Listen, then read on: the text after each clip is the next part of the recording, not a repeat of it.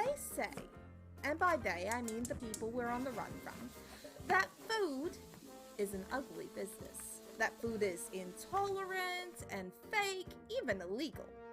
Well, I never saw food as an ugly business at all. I always saw it as, well, charming. I mean, this food charms you. It takes you in. It makes you feel welcome. Travel is like that. It isn't always comfortable. Sometimes it hurts. It even breaks your heart. But that's okay. Hopefully, you leave something good behind. Just don't bite off more than you can chew.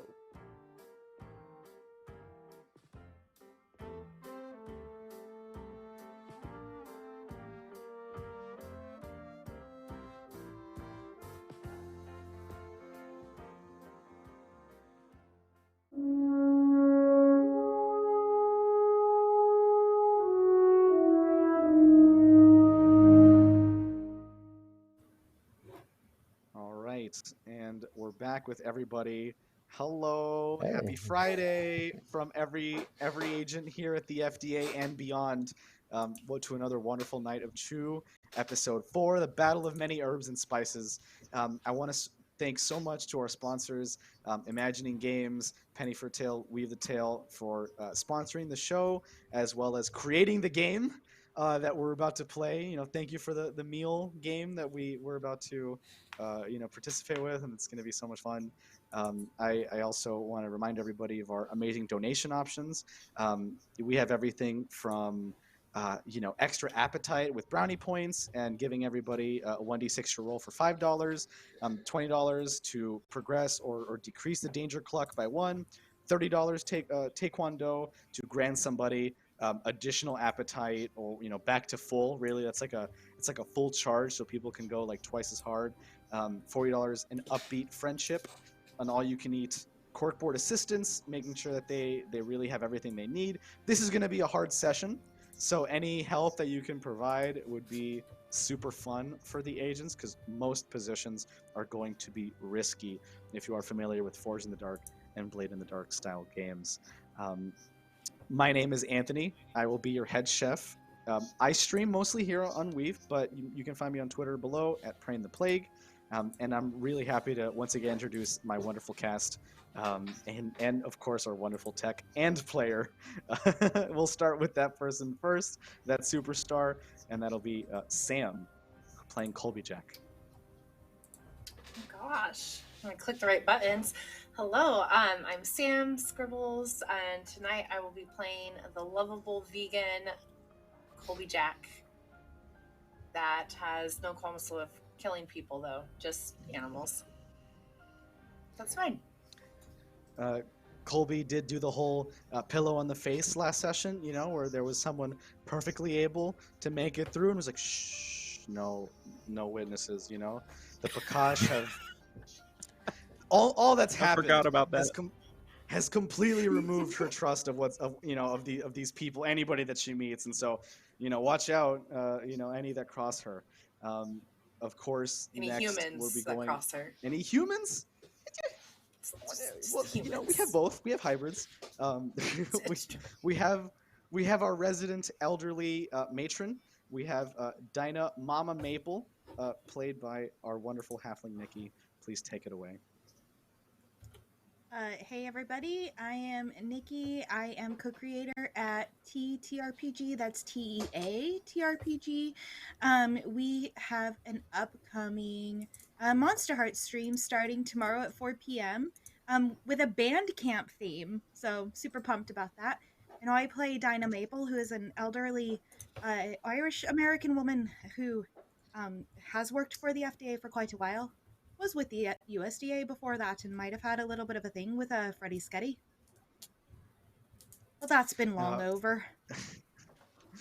Freddie was our resident USDA agent that we met in the first session, and it was quite a touching reunion. But there was obviously some distrust and some cold, hard feelings. Right? We'll see if, and actually that's Dinah's trouble. We'll see if that trouble comes up again in this great battle.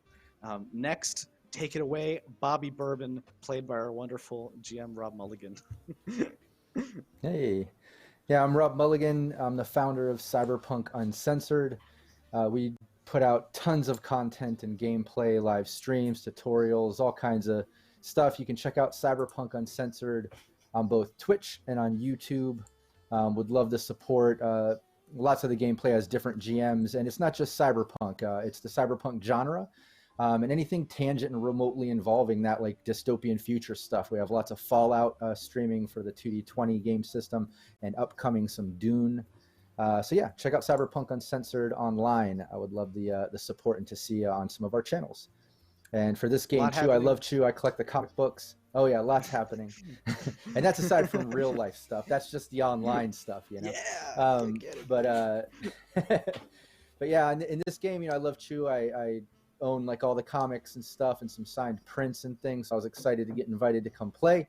And I'm playing a low life called Bobby Bourbon, you know, from the Big Apple. Took maybe too big of a bite out of the Big Apple, if you know what I'm saying. So I ended up over here doing a job. Found some crazy shit going on. Luckily, I got in the cahoots with these roughnecks over here, and we're seeing what's up. It is an incredible filter. I love the duality between Bobby Bourbon and Baron. And yeah, there's lots happening. What are we talking about? What filter? No, you're right, Bobby. It's completely. Oh, you mean how right. I look different than that sexy motherfucker who was just talking? Nah, it's good. I mean, they're both sexy. It's not a filter. It's just a different person. And there is quite a lot happening on Cyberpunk Uncensored. Keep an eye out for the end of the session, and I'll talk about some upcoming stuff I got happening on Cyberpunk as well. Ooh, keep an eye out for that. Next up, we have Cali Mari, just a wonderful, wonderful name, played by the effervescent Dido, who actually dealt with quite a thing last session. Yes, Callie had quite the experience, getting a lot of her own personal questions answered, like who killed her fiance, why, and then killing the person who ordered it. But I am Dido. I'm playing Calliegh Mari, who is a nice little southern belle who's not afraid to shoot a person if they deserve it. You can find me mostly over on Swindler's Den, where we play a lot of D&D. I play there on Mondays and Wednesdays. Wednesday, I'm making a new character again for Rime of the Frost Maiden. And then Saturdays, you can catch me over on Party Wipe with Ren. We're doing a homebrew, and we're stuck on a farm trying to find vampire things. We don't know what they are yet, but they're sucking the blood out of all of the animals, but not the people. There seems to be a concurrent theme or motif across Dido's games of things eating people of unknown origins or motive. Is she over there shooting people in the armpits too? No, actually, she has melted a few faces, but only the Banites. So. Yeah, for everybody not in the know, and by the way, thank you for that sub as well, RQ. Yeah, for everybody not in the know, Callie did eventually murder this person. You know, it wasn't just dealing with them, right? It was a gunshot to the armpit, you know, right in the cerebrum. I mean, it was quite the efficient, you know, kill that I would expect nothing less from a veteran playbook. Like Callie. So thank you so much, Dido, for being here with us. And last but not least, our resident hammer, our favorite hammy person, Baron Hamm, played by Leland, or LeopoldTheJust. Please take it away. Yeah, I was adjusting myself because Thanks I don't know. I don't know. Anyway, I don't know what I'm saying. What's up, everybody? You look great. Thanks. I am feeling great too. The more I drink this fancy Sprite here, not real Sprite, spicy Sprite, you know what I mean? Anyway, I am Leland / LeopoldTheJust. I Yeah, I don't really have much else going on except for this right now, which I is mean, weird because I that- usually have a bunch going on. But I'm supposed to run a Yeah, Zweihander game at some point, but that's been weird. Trying to get that and trying to get that going. You know, it's like one of those projects, and you're just like, all right, let's go, and then you start making steps, and you're like, all right, we got this, but then it just like stalls out. Anyway, that's sort of what's going on with that. Anyway, this game's very fun, so I'm having fun. it is a passion That's all that project. matters. Keep an eye out. Huh? Keep an eye out for the end, and I will say more about the Zweihander game that I may or may not have involvement in whenever it happens as well, right? So keep an eye out for that. Yeah. It's really fun being able to have these multiple projects across with everybody, and I love having everybody here. Okay, so Sure. let's get into it. Yes, I'm done talking anyway. Baron Hamm, he throws Doritos, they kill people, it blow up. That's all you need to know. And he talks like this. All right, cool. Yeah, our hotshot playbook, who creates explosions without looking at them, looking away, just never looking at, always with the shades, right? Whatever those explosions may be, flesh, stone, metal, whatever it is, right? Count on Baron to make a scene. And I love the hotshot. It's like that classic Vice archetype. And these are some of the fun things that you can play with Chew. So keep an eye out for that Kickstarter, everybody. We're halfway through. Really, really push them up there as we want to see them more supported and make more cool content for this game. Okay, so we'll be right into it. Let's step off where we were. We start at this cork board, okay? Kind of seeing what's going on with everybody, since the last time. It's a little bare bones from our usual wild conspiracy theory arrows here and forth, and it's because we've kind of distilled the most important bits, on here, and then we'll be adding to it as the session goes on, as the players put their favorite little thoughts and notes, and connect them in all kinds of ways. It'll look a little more wild by the end of it. We have Colby, Jack, Dinah, Bobby, Callie. Colby, Bobby, Callie, and Baron in this natural cavern under a secret Montero laboratory. Okay. This laboratory was the hub of experimentation and destruction that Montero was using to exploit both people and animals across Central and South America. We're near the Argentinian city of Ushuaia, and specifically in the Tierra del Fuego Parque Nacional, right? And this is just a beautiful park at the end of the world, right? The tip of all that there is, that they felt was a perfect isolated area for them to get away from everybody else.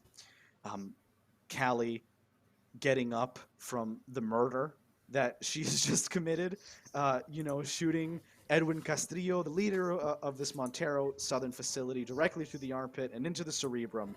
And everybody, thank you so much for that 20 retweets. We can even get it to 30, but for now, we will have one danger cluck reduction for the future. The danger clock, which is the term, Nice. but I love saying danger cluck, will be a super huge part of this session. So any reductions in danger cluck is a huge deal. So thank you for that. Another retweet, almost to 30, and 3 subs away from yet more danger cluck reductions and appetite regainings. Anyway, so back to Montero. Recently killed the head. We're mad at alpacas for eating people. We're mad at chickens for starting, for amassing an army in Guatemala to the north. Okay? We don't know why they're there. We don't know what they're doing, but we are angry about it. We're angry that the FDA has blacklisted us. We're angry that the USDA seems to be in on it. And of course, we are most angry at the revelation we have just learned. That, in fact, the bird flu was made in large part due to Montero. That Montero has actually constructed and fabricated a huge part of this virus. And you know what? We don't know really to what end. Exploitation, domination, something more sinister. It's scary. We're basically in the secret office, which is built into a cavern with a natural window overlooking this beautiful cliffside, as it's a very rocky, hilly, mountainous area in the Tierra del Fuego, Parque Nacional. Colby, Baron, Bobby, and Callie see the most probably one of the most beautiful things they've ever seen in their lives, right? The true flight of the cheap. Up to this point, there has been much discussion and debate as to whether or not the sheep who ate chicken, becoming chicken or cheap, for Montero's production and adding to Pol Plus, whether they could fly, right? They're big, they're huge. We don't really know if they could, but finally the question is answered.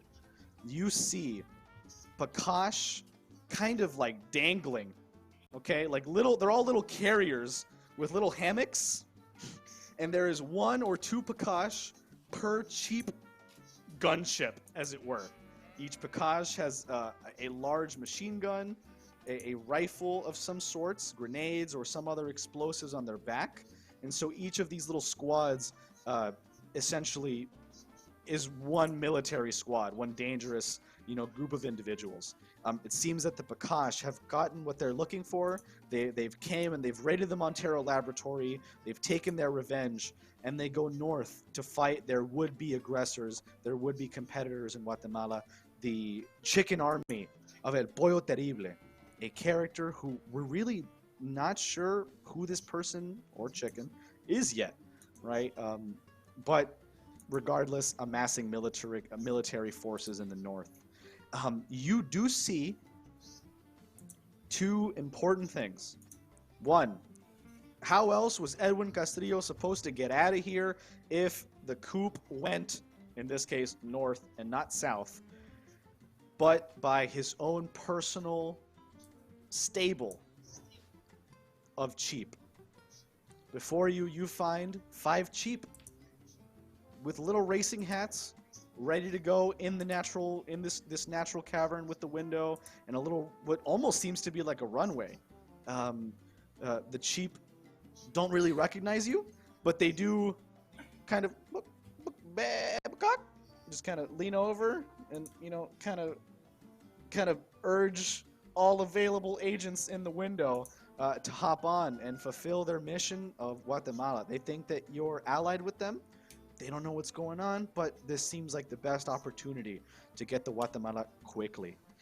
We also do see in the distance, while this is happening, a lone cheap who does not have Pakash in the hammock, but instead you do see an almost a pasta sauce covered individual, a single person, what looks to be, and this is none other than Dinah Mama Maple, confused, not sure what's going on, being airlifted to a different country by a sheep that has feathers and can fly. Dinah is confused and would most likely need the help of her additional agents to figure out what's going on. The agents have a moment to discuss before they take flight with Edwin Castillo's private sheep reserve. All right then, how much trouble are we in? Okay, so like you're by yourself. No more you don't than know usual. where anybody is. You're just looking around. You're like, how much trouble are we in? You're just like at the top of the Dinah's sky. assuming that without her there, that Baron has blown up things that he's not supposed to. And that's why you're being airlifted out. It's possible. We met this guy. He used to work for Yakuza. But I thought we figured can't out talk all to right. her. Guessing Baron's- Isn't I'm Yeah, guessing she's- Baron's Bobby- getting on a sheep. Bobby is correct. Yeah, it's I don't know. far too far to hear the musings Got it. of Dinah. Well then, You know, I'll tell you that later. Baron, I don't think she can hear you, whoever you're talking to out there. I'd relax a little bit. Hey, before we make this decision, I just want to say I know we're supposed to be mad at Montero. We're supposed to be mad at, these sheep things and chicken things. And can I just add, I'm a little bit mad at Callie. Anybody got a baby wipe? She's shooting people in the armpits, getting blood on my nice clothes here. I don't think a No baby baby wipes. wipes All right. around with the- Clorox wipes. I Anybody always got a walk tissue? around Just with something. the, A little with the tissue. hanky, and I out of the top of her dress, she pulls out this pristine white handkerchief. A lady always has a hanky. Hey, I appreciate Yeah. that. I don't carry one. That's extremely Beside the resourceful, point. Callie. Here. And she pulls out another one and gives to Colby. Got the clown Put it in thing her going. Like a pocket. magician. You got all kinds of handkerchiefs. Yes. Yeah. Yeah. The camera pans out and you see Dinah is currently wiping herself off with a hanky. Like somehow it made its way How up there. did you get that?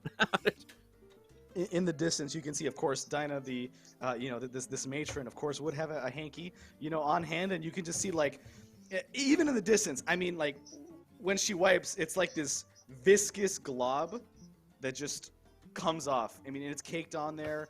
It's thick. It's at least a foot of pasta sauce, right? And it is actually closer to marinara with the flesh content, but we'll call it pasta sauce. And you can see this block of pasta sauce just fly off, and off the gunship. Yeah, I'd like to add Thick and when hearty. Bobby gets his handkerchief, he's got blood all over his shirt. It's running down his face. It's in his beard, in his hair. He's got little brain matter probably across his shoulder and stuff. But he takes a handkerchief and does like one swipe, and he's completely clean, perfect, pristine clothing, everything. He's good to go. Sparkling. You're gonna have to teach me how to do that. Sparkles. That's Baron's- quite amazing there. Baron and You Callie. gotta be a right up cool guy, Mr. Cool Guy, like me, I'm cool as hell. Have you not seen me? He is Just cool because as I'm an hell. older fella doesn't mean I'm not cool. You're definitely a badass with them cool wrenches. But yeah, you might have to teach me how to do that. And he holds up his hands and they're just like covered in all sorts of different Dorito dusts. Like he's just like permanently stained fingers, and he's just like, You think you could help me clean these up? I give it a shot. He just swipes the handkerchief, and instantly Baron's hand is pristine. It looks like he got his nails done, perfect manicure and everything. Good to go, All right. Mr. Playboy now. I'm gonna have Hand to model, hit you Mr. up Hand model. regularly then. They'll kick back up in a week. Now, Bobby and Baron, both of you do actually possess the cool, traits. Nice. Is that correct? Right? Yeah, I so do. actually, yeah. And Baron, of course, I think you possess the cool trait as well. where are they listed? Just a couple of it regular should cool be, guys over here. Yeah, I'll check right now. It should be. So you have tough cookie, bold, and half baked. I will say that Added juice. I will say that bold and cool are relatively close enough that Bobby, Baron's able to sort of like inherit, understand what you're doing, and kind of learn this mystical cleaning, this cleaning power. Now, anytime that Baron has disgusting little multi-dusted fingies, he can take care of it, as soon as he gets them, or he can lick He's them. just gonna But start it's always keeping been moist towelettes on him. Really, is what actually happened. Yeah, when they Well, look, now that we're all nice and shiny and ready for club night or whatever we're doing, what's our decision here? Who we siding with? It sounds like we got to ride out quick and take advantage of the The cheap- situation. the What, chief man? do I look sure at as you. hell ain't. Yeah, they're like, babe. I sure as Colby, hell ain't siding with Montero. Good. Baron's being clear. Colby. Well, I missed what Baron said. Did it not come through? I just didn't He's hear. not siding with Montero. Oh, so okay, Oh, just because I had to switch back to my older mic. No, Just you're making good. sure it's not- I can hear you perfectly. No, it came Yeah. through. I think we were all talking at the same time for just a moment when you said that. That's Too all. much fun. That's what I figured. Okay. I just needed clarification for what you said. Yeah, I'm not siding Thank with you. Montero either. Obviously. As she looks down at the dead Edwin. Deadwin. the dead. Yeah, the Deadwin. The dead wind. The Deadwin. Just completely destroyed. This dude on the floor. I love Really it. armpit too. I've never even. I'm into true crime and shit. I've just never heard that one, and then I was just like, this is a new one. I thought it was. It worked. No witnesses. It worked. Mhm. Colby and Callie Yeah, have I'm a not- similar mind on this. I'm not siding with Mr. Deadweight over here either. But what's the team feeling? I know I'm new to the group here. We're gonna ride out. Who we siding with here? Typically, the FDA doesn't side with the USDA. They're usually in direct conflict. There are multiple factions. I'm personally thinking what the Pakash alpaca peoples are going through, and all these victims of circumstance. Montero doing testing. Seems like they got the most most dogs in the fight here. I don't know. They seem to be the most fucked with. I don't appreciate that. I don't like anybody getting fucked with. Not a big fan of it myself. I mean, to be honest, unless it's me doing the fucking, you know what I'm saying? Fucking good one. Sorry, I I'm personally, Callie? I personally am not a fan of these alpaca eating humans, but they were humans themselves and were forced to do this. Well, if you can so make maybe synthetic they can chicken, be reasoned with. if you can make synthetic chicken, maybe they can figure out a way to make synthetic human. I kind of think that they're doing all this killing and eating people like in excess to get back to Montero. So I think if we take care of Montero, they're not going to be eating as many people. But that's As just many. my thinking. Synthetic humans, like people like the Kardashians and shit like that, or what are we talking about here? Like people in Hollywood, Well, like synthetic fake ass. Even more synthetic than that. Okay, I get it. But I'm going to hop on one of them cheap and go check on my Yeah. friend. Yeah, Like Colby a has petri like And then we dish can meat. talk more about this. sheep's Colby, what face are you in up her to? hands. She's just Uh-huh. like moving the fluff and talking to it just to make sure that it's okay for like them to fly off with them to get like the sheep's consent.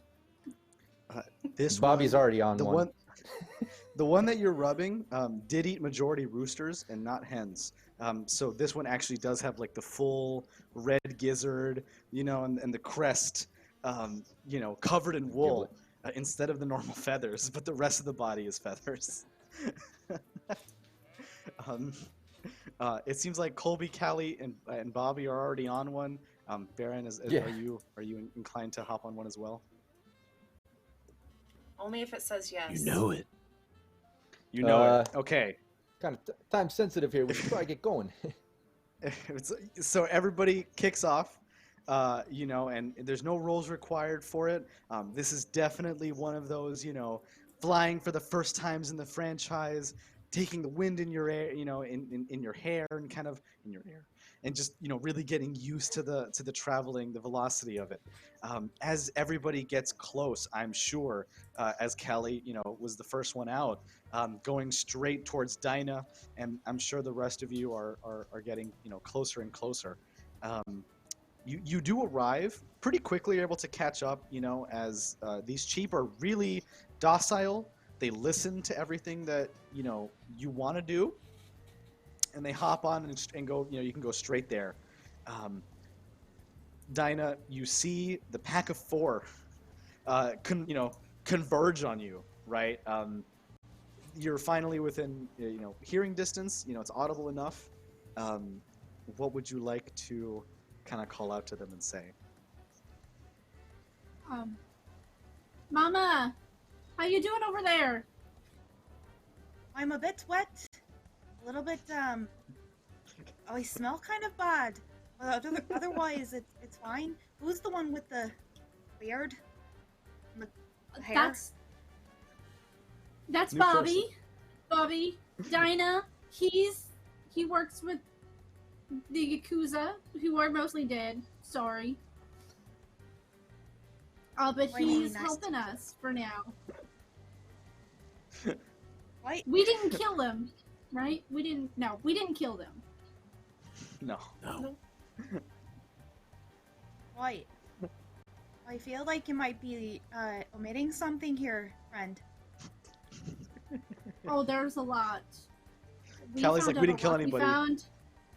Blood on No, the I face. said we didn't kill the Yakuza.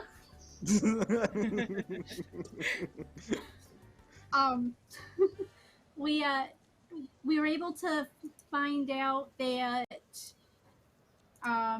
Montero created the bird flu, and that they have a deal with the FDA that they will not get involved in any chicken-related incidences in South America, which could be why we were blacklisted before we were shot out of the sky.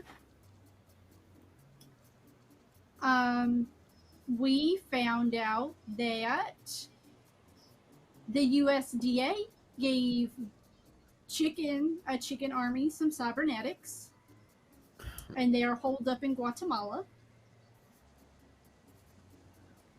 And I killed the guy who put the hit out on Tim Lapia, Tilapia. and I killed Hold Is on him a my second, character there? in the armpit. How did? Yeah, Yeah, I think we're all Bobby right there, and aren't we? Baron We're are, all- Baron and Bobby are close enough. You Okay. guys can interact, of course. Yeah, I did not know you got shot down. It seems a little fishy that FDA's blacklisting y'all and sending you over there, and tactfully you happen to get shot down right where shit's hitting the fan, and they kind of need some things to happen. I don't know. Maybe I'm being a bit of a Oh, it was- conspiracy theorist or we something. were but shot- Thought about it. We were shot down by Don't worry. the town, the Yeah, colony. that is village, exactly correct. They're the ones That who is shot our exactly plane correct. down.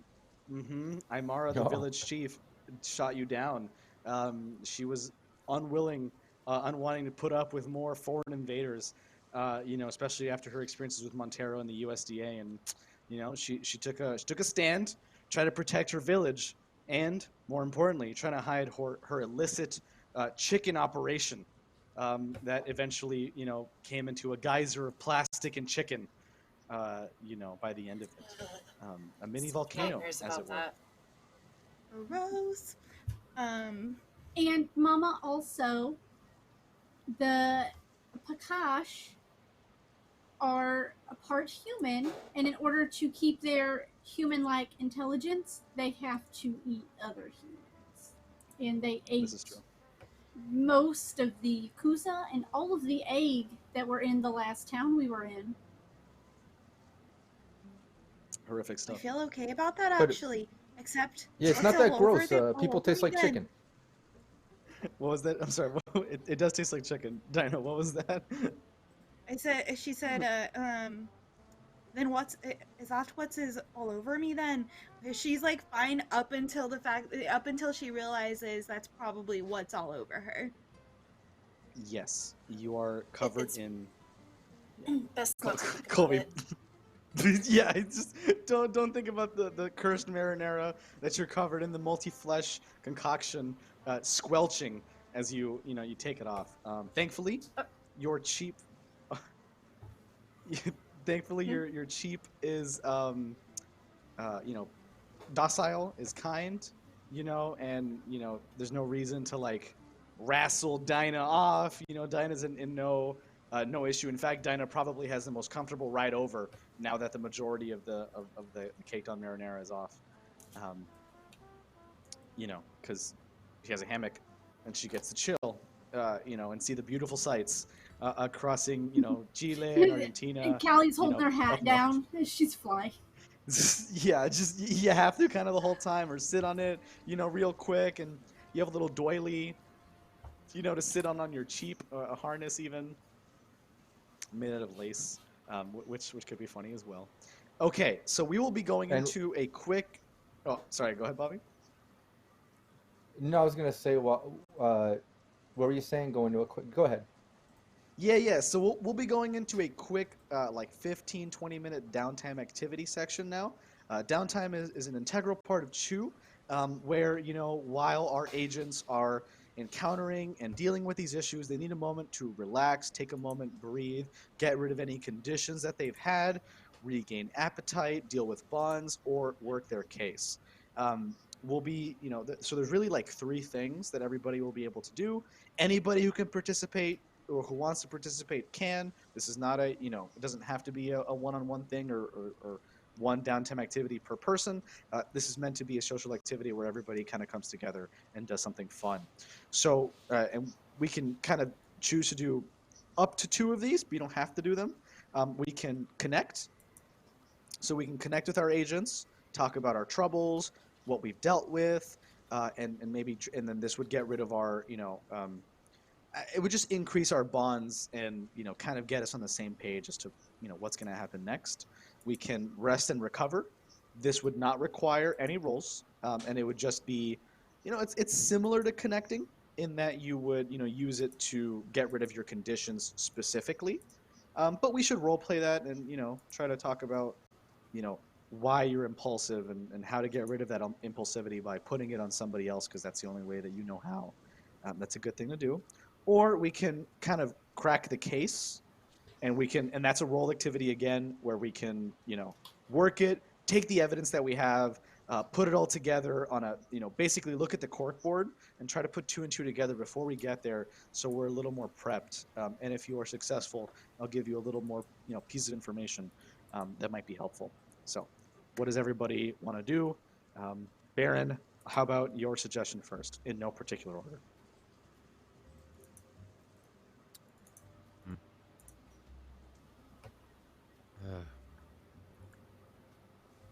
Well, my Connect character... with your agents, work the case. I guess I could connect with agent and try and go ahead and get my sidekick set up, because I did shoot that as my next perk. Would that be something I do during downtime? I would love that to happen during downtime. That's a great one. Okay, so connecting with an intention on the sidekick, that's great. In no particular order again. I want to Colby, call in backup. Oh, yeah, you should, right? Yeah, call in the whole squad. Call in anybody you need to. For trying time, everybody. We're also only 6 away from our retweet goal, so keep an eye out for that. I'm sorry. Hold our on. second retweet I'm goal. sure I run 6 accounts. Let me get on there and just... Let me just get in there. Colby, for you, what do you think would be a fun thing to do? Colby probably wants to connect with Bobby, being a new person. Okay. Also, she's seen him make amazing drinks, and for the most part, drinks are vegan. So she's like kind of peering down over like at the ground that is just, hundreds and hundreds of feet below them, meaning certain death that she just fall off, and then she just sort of leans back. Bobby, you wouldn't happen to have a drink for nerves, would you? Oh, I got drinks for everything. Hold on 1 second here. Let me just shake us some ice. Let me get some vegan almond milk or something. You need some in midair. You start mixing up and all this, a bit of that, and you got your vegan White Russian. There you go, Isaiah. Wow, he's always got beautiful. the cool guy White Russians. I need to peel back the curtain, and I need to know something. Are those dice that you're like throwing into your glass? No, I'm a filmmaker by trade, so like I have all these props like fake ice and fake drinks and fake ice. Okay, it just sounded like dice. You know what I mean? It sounds like it sounds like real dice. Even better, ice. That's really cool. Yeah, I'm sure when you pop it off, the mixer, one ice cube goes flying out back. The velocity is too hard. You kind of lose it, but most of the drink stays. It's a potato Seagull. water is the best water. Yeah, and I think as far as connecting, if one of my conditions, I have impulsive and cocky, and on the impulsive, obviously it's inviting trouble. Mm-hmm. So my trouble is my vice, and I drink, hit the cannabis, hit the vapes. I drink. But my main vice is I do that because I'm a klepto. I got all the watches, the jewelry, a bit of a low life. Partly reason I had to leave the Big Apple, but so that's kind of his thing. So I guess he'd make the drink, probably try to make drinks for the team, probably pass around some vape action, and maybe lean a little bit into his vice and his troubles, And one of his vice too, I guess he's, if we're going to be entering combat and I got to prepare, maybe I'll do a little working out and get myself in tip-top shape, and all of a sudden he's got like the shake weight that somebody else had on a previous session, And all of a sudden, Baron realizes he doesn't have the shake weight that he was given to by, I think it was Callie or somebody, and now Bobby has it out of nowhere. And was this yours? Oh, I'm sorry. I don't know. I'm sorry. Sticky fingers. I don't do it on purpose. It just kind of happens. Yeah, I'm sorry. Here you go. Jeez. Just a quick shake weight. That's such a fantastic callback. We did indeed have a shake weight. That's I carry really awesome 2 to of see them one. on me. I'm just gonna go ahead and just add in it to my case. gear. Just in case. You gave one to That's Colby great. though. So you Yeah, had 2. Colby You was- gave Oh, that's one to right. Colby. Yeah, Colby was the shake waiter. So if Bobby has one and Colby has one, Bobby either took Baron's or Colby's, and that's super fun. We'll see who right. has their shake weight in just a Yeah, second. Baron is shake weightless right now, and The shake he's weightless- oh, so concerned Colby's because still- this is the perfect time to work out. Okay. And Bobby gives it back Dinah? right away. He's not that, he's not like a stick to his guns thief. Like he does it, but he means well. He does. Oh shit! Did I take that? Was that yours? Oh, here you go. Gives it right back. I'm Oh, so thanks sorry. for that. And it maybe toss the air, I catch it, and it starts going. And I just start shaking it. Yeah, just gotta get my workout in before I get there. Hey, I'm sure. Oh, Mr. Cool Guy, you might hold it up here. Not right here. It's a little awkward looking. Just over here. Not your face, but a little bit behind you. Yeah, sorry about that. Nothing at the face. It's a little awkward looking. Sorry about that. He apologizes. Sorry. Dinah, do you have a preference for any downtime activity that you'd like to do? Yeah, I think depending on what Callie's up to, I think Dinah's checking on Callie because yeah, this person put a hit on her fiance, but it's still like a thing to have to kill somebody, especially when it's revenge. So and not like she's getting paid for it. So Dinah's going to check in and pour Callie a cup of strong Irish breakfast tea and ask Bobby for some bourbon to put in the tea. Have herself some Long Island iced teas and talk. And then she just like dumps a crap ton of sugar in Callie's because she knows full well that Southerners need their sweet tea. And sits down with her cuppa and is like, well then, dear, do you want to talk about what happened?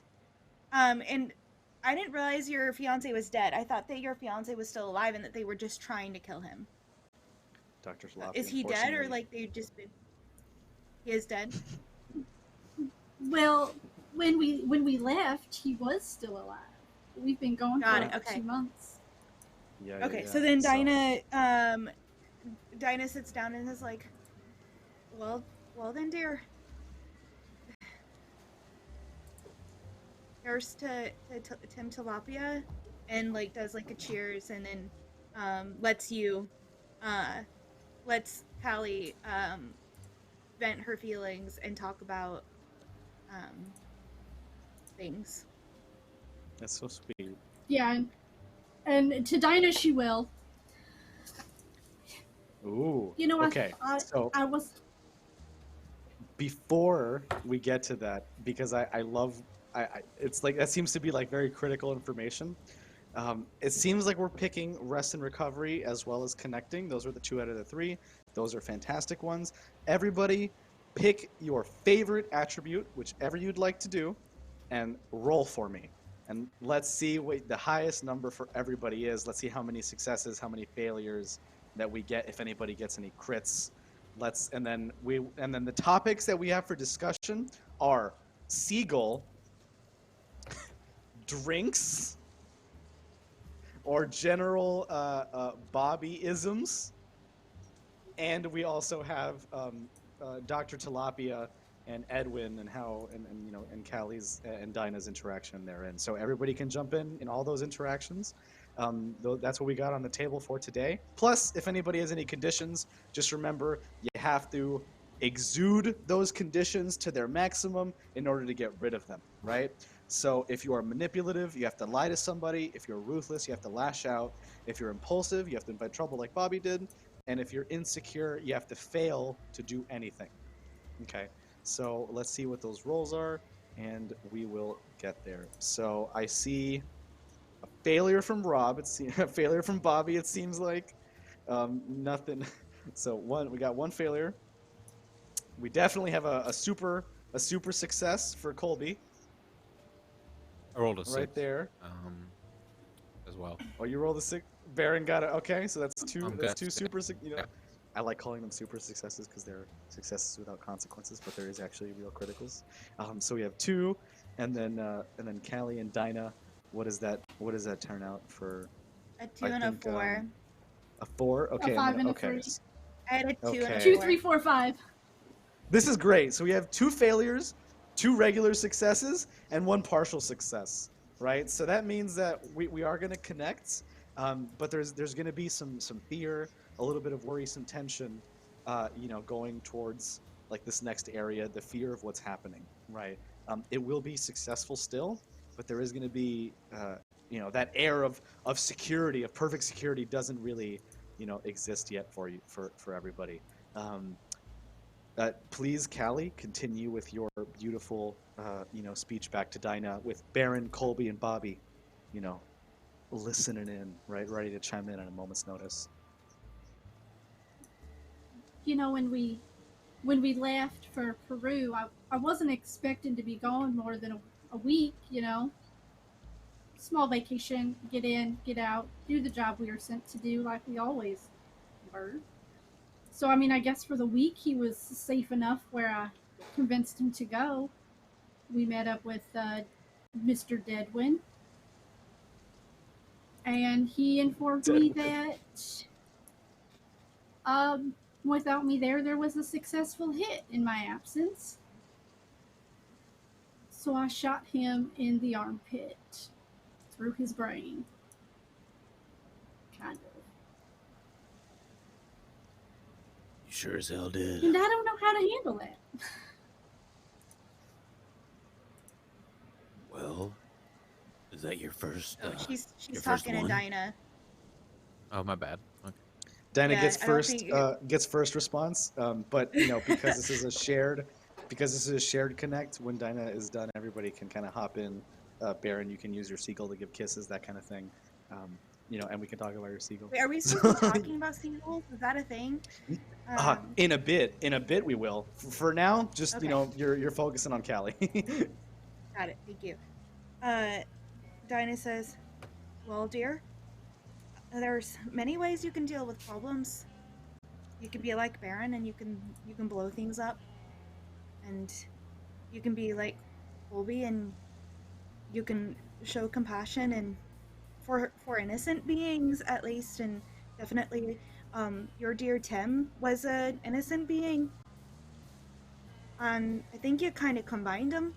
And then my way was always just to get a rollicking good drunk on me and then deal with the emotions later. That's the way that my dad did things, and I kind of take after him as far as that goes. So I think we can have a few more drinks and then you can tell me all about your Tim. I am Did okay Bobby all of with a sudden getting, just appear behind her on the getting same drunk on these ride with cheap- some drinks? So at the same time, Callie's did- like, "I'm gonna get drunk," and Bobby shows up with the drinks.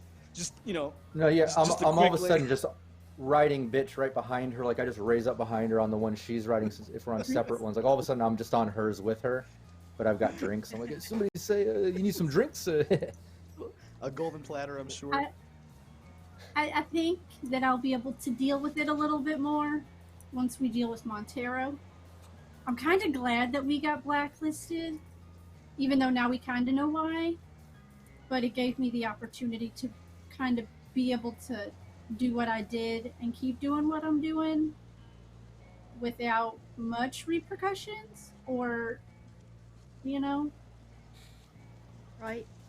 Well, if you quit, that I'll be quitting with you, so whatever you need to do, I'm with you, and for now let's have some drinks and talk about your Tim and about all the good memories and how we're going to make the people who did that to him pay because he didn't deserve it.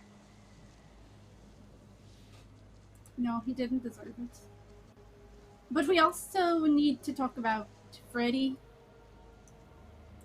What about and what her? her involvement is. The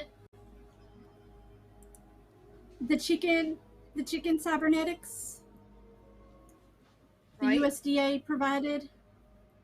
She's got the cybernetic kitty. Wow. Right. Do you think she has something to do with this chicken army? I mean, it depends. What's in it for her if she was part of it? Maybe we She's can. mostly concerned with what's in it for her, so I'm not sure. Could be something that we can find out. I guess when we see her again. Like, I mean, if the USDA is involved, we're gonna see Freddy again too. joy of all joys. And I'm right behind you on that. Whatever you decide. We're like that old American movie, that Thelma and Louise. Whatever happens, we're going down together. Even if we have to get drunk on a sheep and fly off into the sunset. Right. Let's start there and then go from there. Cheers. Drinking. Baron, you see your little seagull hop by you and actually take a drink out of Calligh's drink for but a moment, right next to, so you're looking at this happen, Baron. It's right next to Bobby and Calliegh, right, as they're so close to each other, and the seagull just takes just a little drink and looks at Calliegh, and almost like you could swear he's like squinting his eyes. He's like, yeah, determined, just completely enticed by your speech and just, so willing to help. Who is our little friend here, Baron? Okay. So apparently this seagull is very well trained. I don't know where who did that. It wasn't me. But I accept the animal friendship as it is, Let's see. What's up with the That's a seagull? good name for a seagull. You know what? What's up with this seagull? I'm gonna call you Turkey. Turkey the Why not? seagull. I love it. So Turkey the seagull is a trained animal who apparently escaped his cage and decided to try and fly with a flock of seagulls, and he narrowly dodged the piece of ice flying out of the drink, and out of fear flew up to me. So I just sort of kind of tucked him in on my arm and started petting him. And that's how we became friends. I call him Steven Seagull. Steven Seagull. Steven That's Seagull. terrible. I don't know. That's a terrible name. We're going with Turkey. This is a terrible Just kidding. name. That's a very Turkey. fucking good name. But we're going with Turkey. Turkey anyway to make it confusing. Turkey. We're going. See, secretly, had to say, Baron 'cause- loves that name. Yes, side note, I had to say that just at a game because I have a viral video from years ago where I filmed my wife. She was stuck in a loop and couldn't say Steven Seagal's name. She kept saying Steven Seagull. Or, I don't know. It went viral for a while. So I had to just throw that out there for the fuck of it. Good. Sorry. Drop that link in chat. I will. Yeah, please. It's a real life Bobby, predicting the seagull apocalypse. That's gonna happen in Greece. I don't know. So it says that Turkey can have two approaches. So let me do the drop down menu here and look at the The approaches. turkey So I'm can gonna have two say approaches too. What? yeah. So my turkey's approaches are mouthy. I've just got to go with mouthy. He like squawks a lot at people, and when if someone gives me shit, he just starts squawking uncontrollably at them. Oh, I So can't wait to hear those mouthy squawks. and spoiled. He's like my dog. Mm, He always comes up to me demanding pets, no matter what. or Doritos. So mouthy and spoiled. Always trying to get Doritos. Just always thinking. It's like the Yeah. wine. Yeah, exactly. Yes, exactly. That is exactly what I That's think it. of. Turkey. That is exactly what I think about when I'm thinking about these seagulls, Alfie. which is really What was funny. the other one I said? Mouthy and what else? Spoiled. I forgot Is it. it spoiled? Yeah, mouthy and spoiled. Oh, thank Um, you. Yes, Mouthy is spoiled. So it seems like Callie's feeling better. Seems like Baron's got this turkey. It's a turkey, well under wraps. Bobby and Colby, right? Now, Bobby, you've already taken out one of your conditions for using your vice to sort of get rid of your impulsiveness. You've invited your trouble. You've clearly been drinking. What was the other? It was cocky, correct? Was the other? Yeah, exactly. So I'm just refusing aid, basically. Yeah, exactly. That's So the cockiness of it. exactly. So one of the benefits of us playing, the Kickstarter version of the game is that we get to see it in process, in progress, and kind of change with the game, which I love doing. Before it was called insecure, now it's cocky. So either way, it's still the same. For a cocky condition, you have to fail to act. So Colby's trying to talk to you, trying to connect with you, and you have a choice, to exude some failure of action in order to get rid of that condition. So you can have a little choice about whether to really engage with Colby, who's really interested in you, or kind of I keep think at arm's length and get your condition absolutely. Bobby Bourbon would just keep drinking, trying to pass the vices and keep it casual. He doesn't know these people so well, and he'd probably just be hitting on Colby. To be honest, he's just that type of dude. But anytime things try to get deep or she tries to help, he's just back to flirting. Here's another drink. Maybe we land, we do a little dancing or something. Like he's just avoiding the aid because he's too cool for that shit, and he doesn't know these people well enough. So just a wall. Colby says something serious, and you're just like, so Bourbon. Colby, what do you what do you want to what do you say to Bobby to break through his hard exterior, his shell, and connect with this person that you might be fighting for your life with any moment now? Yeah, I mean, she would probably, like, off the bat, just like, so how long have you been with the Yakuza? Like, asking hard I mean, questions. long enough to make a pretty penny, spend it on some booze, on some vapings, on some goodies, and yeah, you need another drink? No, I'm fine. You just seem so comfortable flying on this sheep. I mean, aren't you scared that we're going to fall to our inevitable deaths? Scared is not in my wheelhouse, young lady. I just I'm smooth. I'm cool. Nothing shakes me. I'm good. Maybe it's the liquid courage or something. But yeah, nothing shakes me like that. What you got some fears? A few, just a couple. Well, the Bobby Bourbon's here to protect you. You don't got to worry about nah. You don't got to worry about none of the fears. Bobby Bourbon's here to protect you now, so it's all good. You probably even try to put his arm around her, a little protecting. Obviously, not getting deep, keeping things very surface level and flirty. More than good enough to get rid of your condition. So the rest and recovery aspect of this has definitely been finalized. You feel yourself back to Bobby's full self, keeping it superficial. Exactly.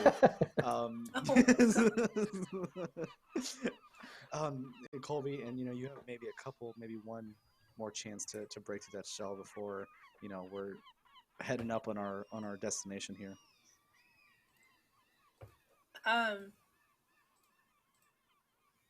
She just sort of looks up at him. Are you sure that you even want to keep coming with us? I mean, this is gonna get dangerous, Bobby.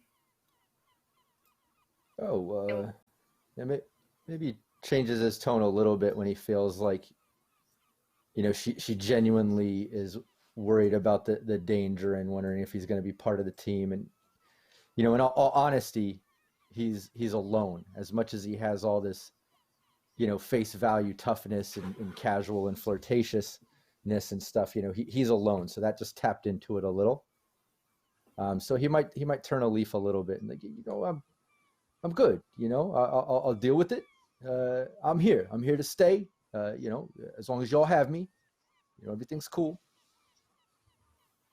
Yeah, if you're gonna stay, you're part of the team, and we'll protect you like one of our own. All right, I like that, and I'll protect you back, like I said. But not too many people care about Bobby Bourbon. Bobby Bourbon's usually a little solo, but I like that. I can appreciate that. Maybe you're just around the wrong people. Yeah, I think so. The Yakuza Tits. might Just count in Yeah. that category just a little bit. It Right, was when one beautiful, of your you know. members is called Mama, like it's a different feel here.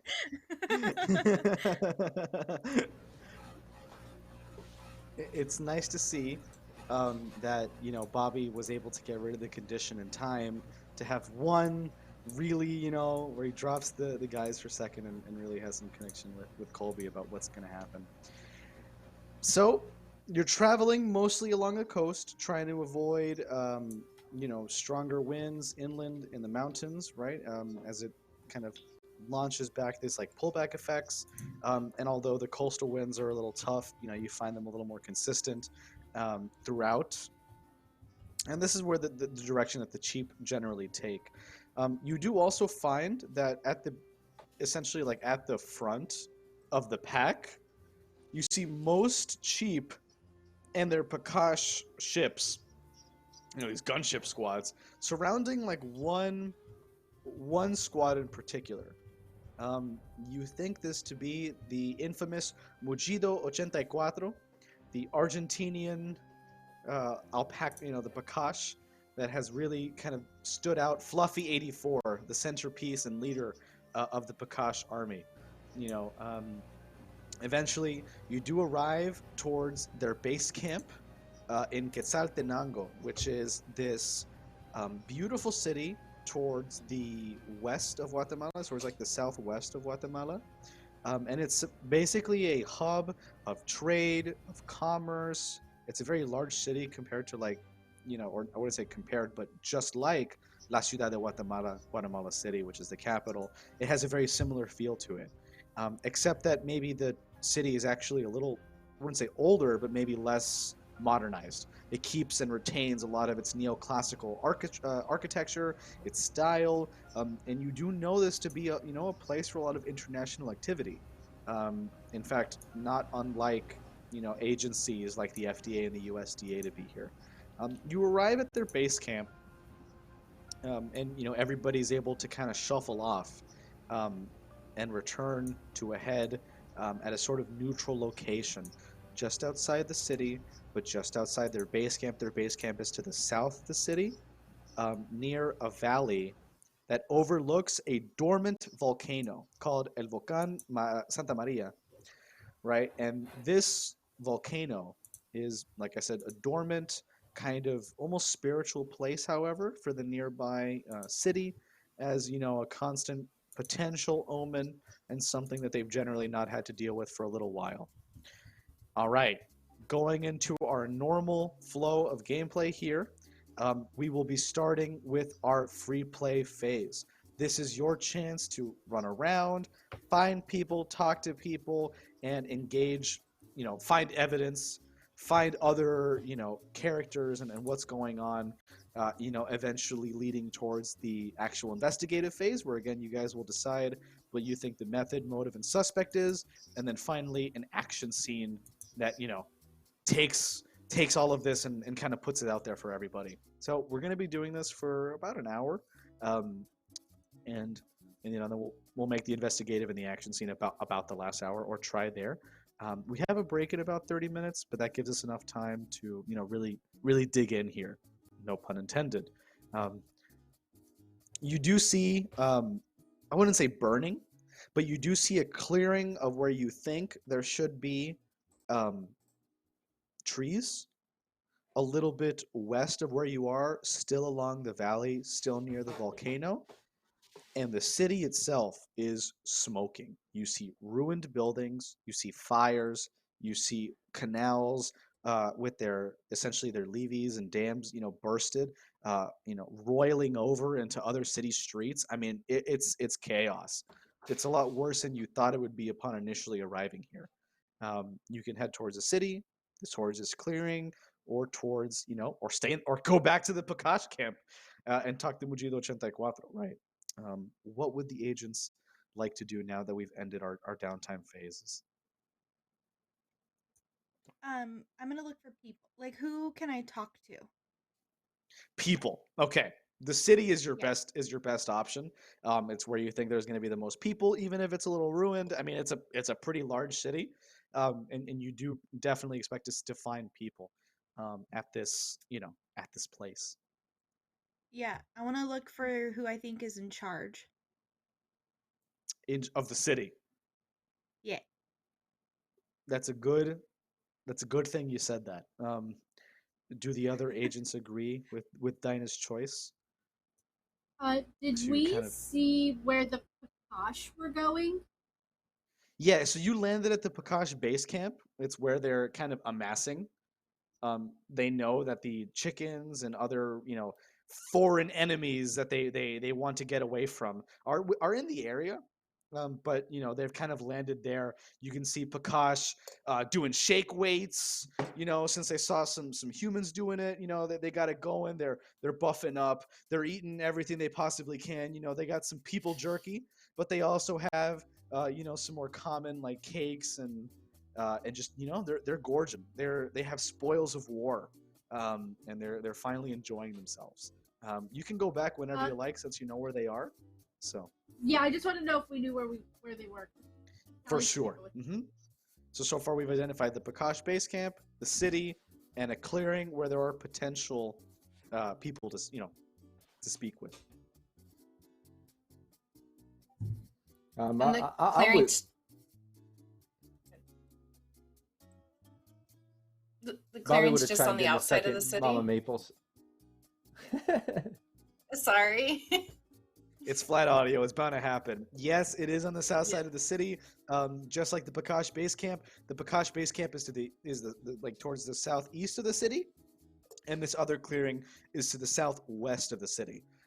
Probably not by mistake. They probably encountered it, up above, and they said, "Hey, this is a good place. If we need to defend or launch an assault, since it's still a hilly valley." Sorry, Bobby Bourbon, what were you saying? No, probably just the second that Mama Maple would suggest, looking for who runs the city, he would probably agree with that instantly. And like what she's saying, I just go straight to the top, ask the important questions, get the important answers, take some action. I'm with that. Bobby's with that. Bobby, you could bring All your right. special drinks. Those helped the last time. Oh, I got plenty of those. If anybody else, he pulls out of his pockets. He pulls out of his pockets already mixed drinks and mugs of beer and like bottles of wine and things, and he just puts them all back in his pocket and tucks them in. Ready to go anytime, They're like thermos. Is No, just like the open best drinks. thing He's to- got like open cups and In his pockets. he's a bit magical. It is a bit magical. Colby, what were you saying? So the city's on fire, guys. It's been attacked, right? So there's got to be somebody who's in charge here, who's trying to shit. deal with it.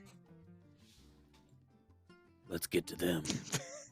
Baron's just like, Yeah, oh shit. This is like A fire that Baron didn't set.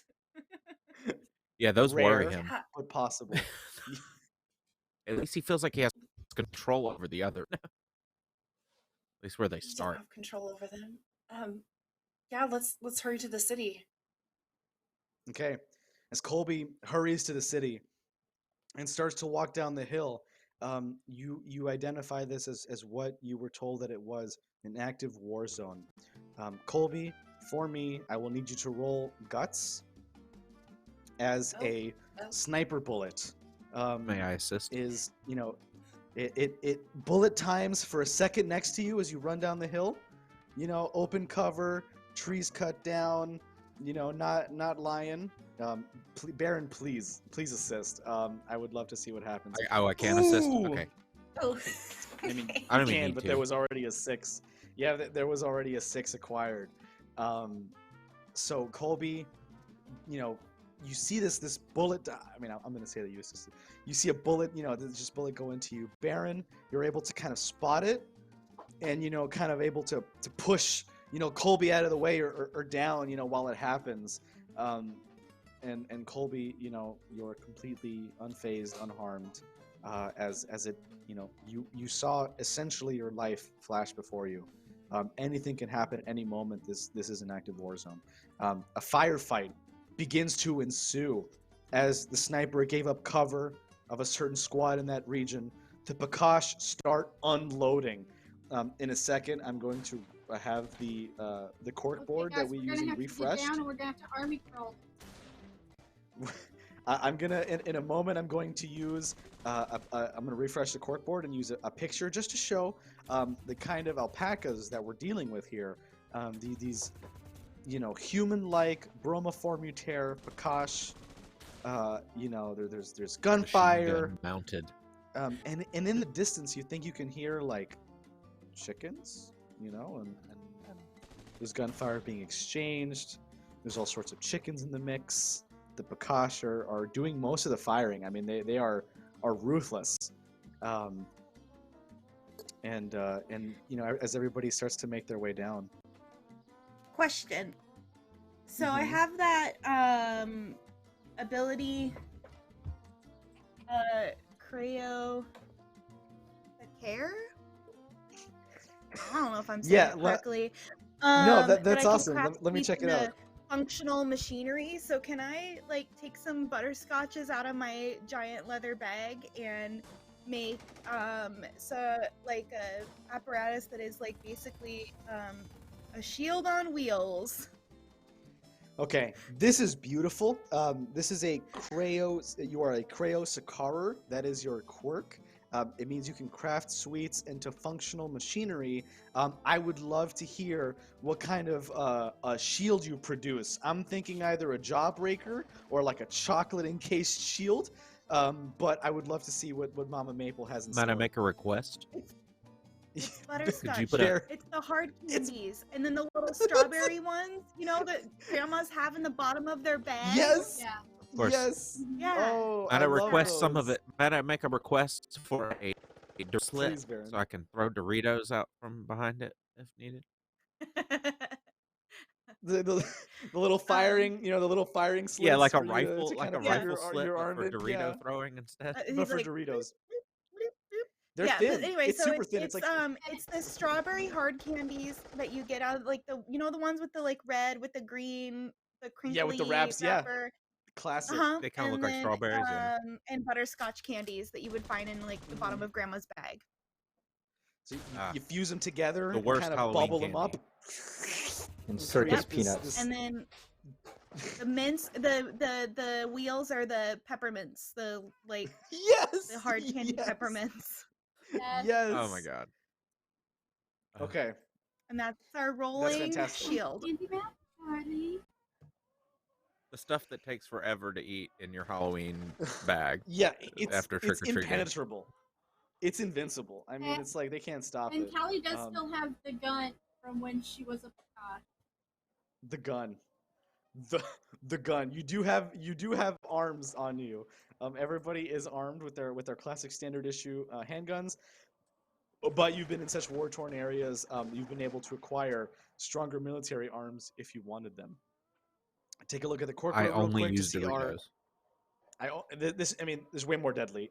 And of course your slits are also much thinner. You can just kind of mail slide, slide them in there and just kind of throw them out, without possibility of receiving any damage. Because it's so small, no bullet could fit through it. Not like a thin Dorito. You have not opened your. I don't think you've opened your bag of Cool Ranch, but those Cool Ranch would give you, in times of trouble, give you Special harsher, occasion.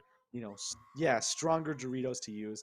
As you can see here on our corkboard, we have a Pakash lined with canvas rucksacks, about 150 pounds of carrying gear for each one, anything from rations, medical supplies, a bedroll, and of course mounted AKs or MGs on it with a sort of kind of like, how do they control it? They don't fire it with their hands, but they sort of like turn, and if they clop twice, it starts firing. If they clop once again, it stops, right? And so they've kind of automated their firing as long as they remember to put their necks down to avoid unsightly accidents. Okay, so I'll take the Pakash out for now. You're perfect. You're able to form that shield as you make your way down towards the city.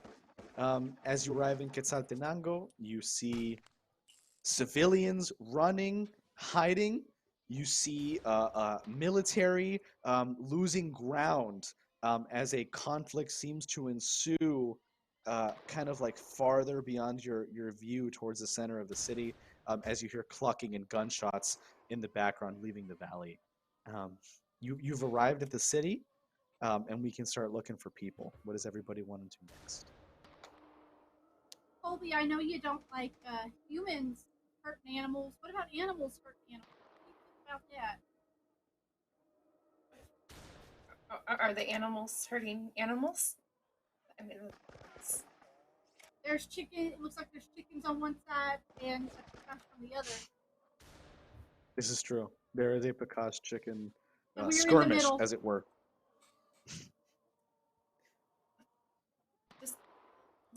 none of this is very natural right now, Callie, and I don't know what to think at the moment. I kind of need to reanalyze and reassess my values, and just kind of having a complete paradigm shift right now. I don't know what's happening. Wow.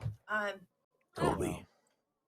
Callie brings her in for a hug as she starts rambling and ranting about how her life just like turned upside down.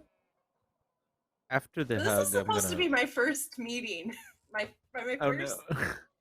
thing as a FDA agent, and yeah, she's just like completely rambling. You're doing great. Yeah, I'm supposed to be but- kind of mentoring Colby after they hug, and I'm gonna remind Colby. Now listen. These times are unprecedented for all of us. Main thing you want to do is stay alive. We can worry about morals later. And then he hits Bobby's vape and lets out like a huge puff of water vapor. Oh, And then coughs embarrassingly, too much like steam. a lot. We should get through this firefight, bro. Hey, not too hard there, Mr. Hamm. It's pretty potent. It's the potent goods, you know? You don't gotta Bobby comes with the tell good me. good. Got a prescription for this shit. Yeah, well, this is a little homebrew. This is it's a little on the up and up, maybe on the down low, but I don't know. Just take it easy on it. It's potent. I'm telling you. I don't think FDA has Right. jurisdiction here, Hamm. Do we? I don't know. Yeah. Let's find the leader. There's lots of gunfire here, guys. She's like going over to Mama Maple to be behind the shield. Yeah, let's all get behind that. Right? Yeah, that sounds like a Best we good can. idea. That's what it's for. Let's find this leader and see if we can find out information about what's happening here. Oh, wait, hold on. Bobby, you should be behind the shield too. I know you're really cool and everything, but guns don't get deflected by coolness. And Bobby's just standing Fuck up, that hitting his hairdo vape, up. and like, what's going on? I don't. Like on the top of a hill, like completely. Dinah will like fully grab your ear, like you do with a kid who's in trouble. Like, all right, boy, you've got to come with us. Gotta admit, I I kind of like think that, Callie the would whole be- mama thing. Callie's not going to use her gun to shoot, but if anything looks like it's aggressively following them, she will. She'll like if like Are you muted? Muted. I think you're muted. I am. So no, you're kind of laying down cover fire. You got your rifle with you. I mean, it wouldn't be such a but you got you're not really firing, but you're ready to kind of attack anybody at a moment's notice. You're in that hunched position. You got the full operator thing going on. We'll say this. You guys make quite an entrance into the city. Dinah, as you kind of get down the hill. This sphere starts to necessarily not be the best shape for a hilly valley. And now the agents fully, in the hard candy, start to kind of roll down fully like a wrecking ball down the valley, kind of crashing into the city, at this breakneck pace. You break through one almost ruined facade out to the other to see the town square with canals, rivers, beautiful fountains, and you see dead USDA members. You see chicken snipers. You see egg terrorists launching eggs, that explode on contact. You see cybernetic animals, like even, kitties, elephants, dogs, bunny rabbits, sugar gliders, anything they could fit cybernetics on. You just like look out, you're just like Kardashians, through, and it is a bloodbath, right? It is all of these different factions that we're talking about. When you feel the fear come up to you, rise up to you, and you feel one of your familiar voices reach out to you. It is none other than Freddie Sketty, Dinah's trouble, and the representative of all USDA forces in the region. God's damn it.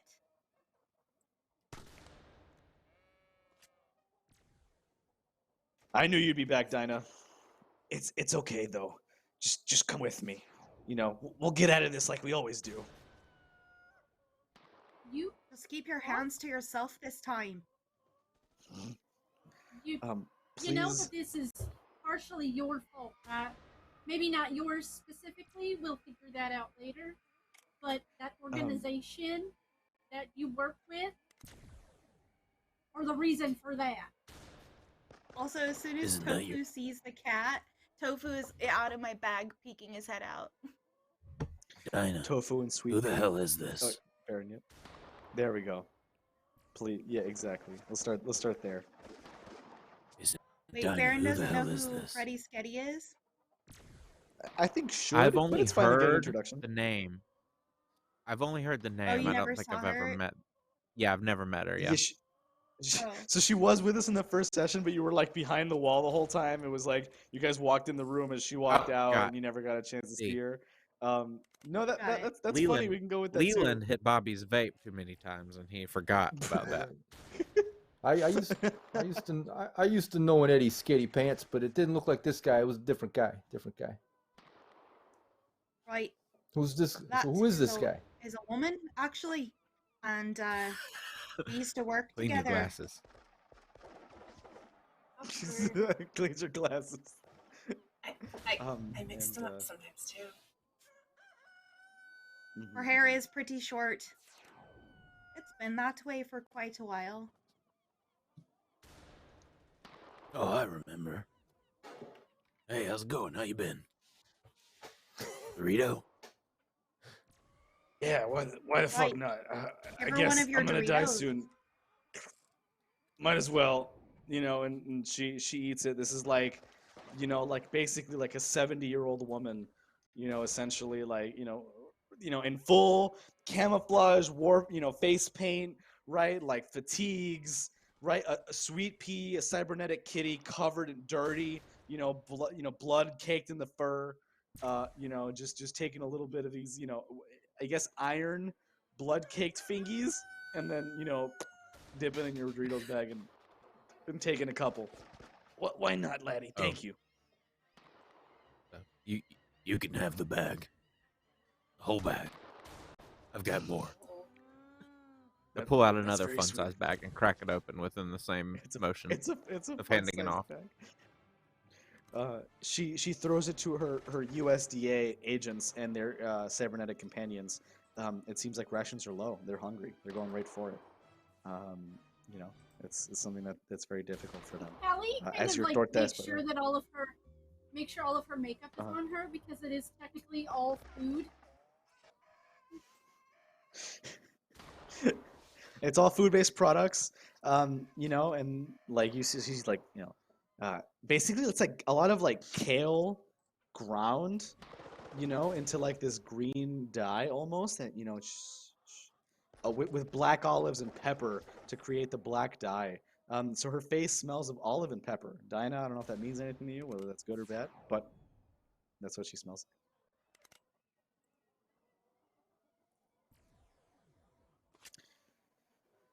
Right. So what happened face. here? Okay. Choose your favorite attribute and roll for me. This is, and yeah, earlier on Colby's, that was a risky, I'm sorry, that was a desperate position with a limited effect, right? But it still worked out. You know, there was a 6, and you were able to get out of the way, especially with your help of, you know, Shield and your friends. But let's see what happens this time. This is going to be a risky position, and this will be a great effect, you know, because, you know, Freddy is very partial to you. Let's see. I rolled a 1 and a 3. You did roll a 1 and a 3. Colby, was that you trying to help? I don't know what I was doing. Colby's just excited to roll dice. Oh no, it was just Callie that was trying. Would anybody like to help? And Dinah, and my if seagull not, help? that's fine. Your seagull help. My seagull is very mouthy. Oh, I Callie, feel you're like gonna. you gave them Doritos. That should have helped. That should have helped. Oh yeah. Yeah. Okay. I feel like that's so half baked. okay, so Baron, roll on behalf. Yeah, there's no chance to make the soup, right? Baron, please, you know, roll for your wonderful seagull. Oh no. My seagull is a little too. I don't know how seagulls sound.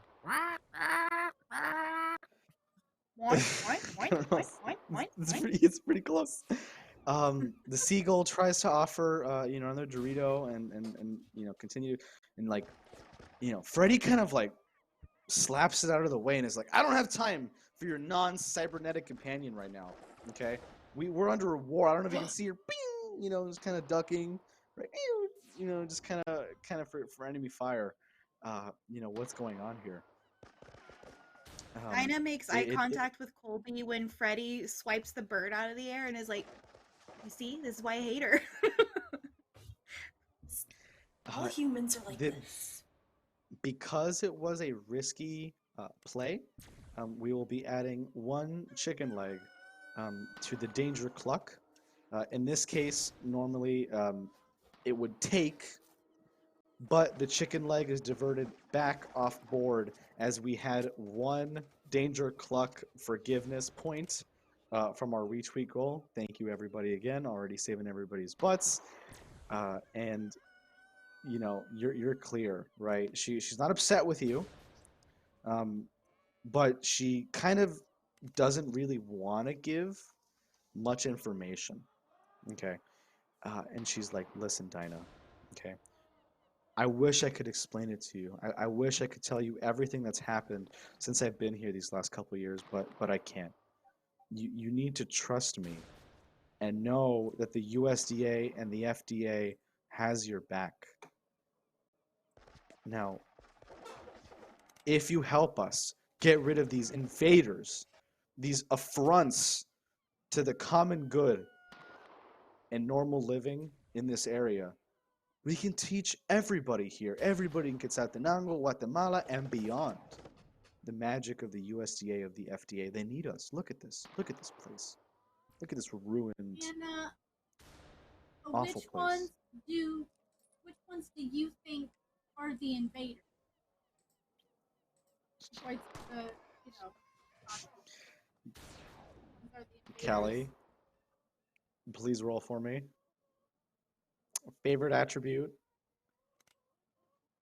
And if you have an approach that you think would help you here or a quirk, please let me know.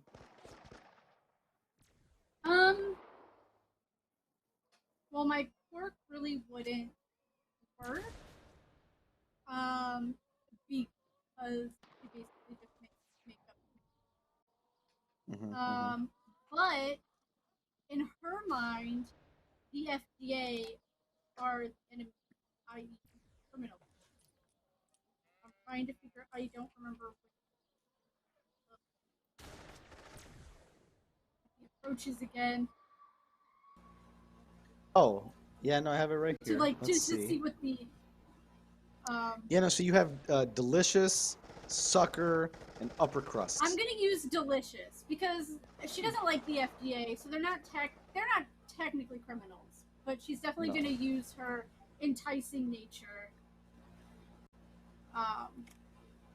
with Freddie and her training from being an assassin and being able to get information. Okay. And Perfect. That is going to be, unless you have anything to reduce the position or the severity of the position, this will be a desperate position, as she doesn't really know you very well, but she is and why would she talk to you kind of when she doesn't talk to Dinah? But she's still she doesn't appreciate your poking around, but she needs allies. So once again, this will be desperate. Great. Let's see what, and if anybody would like to lend a hand. Can I dig in?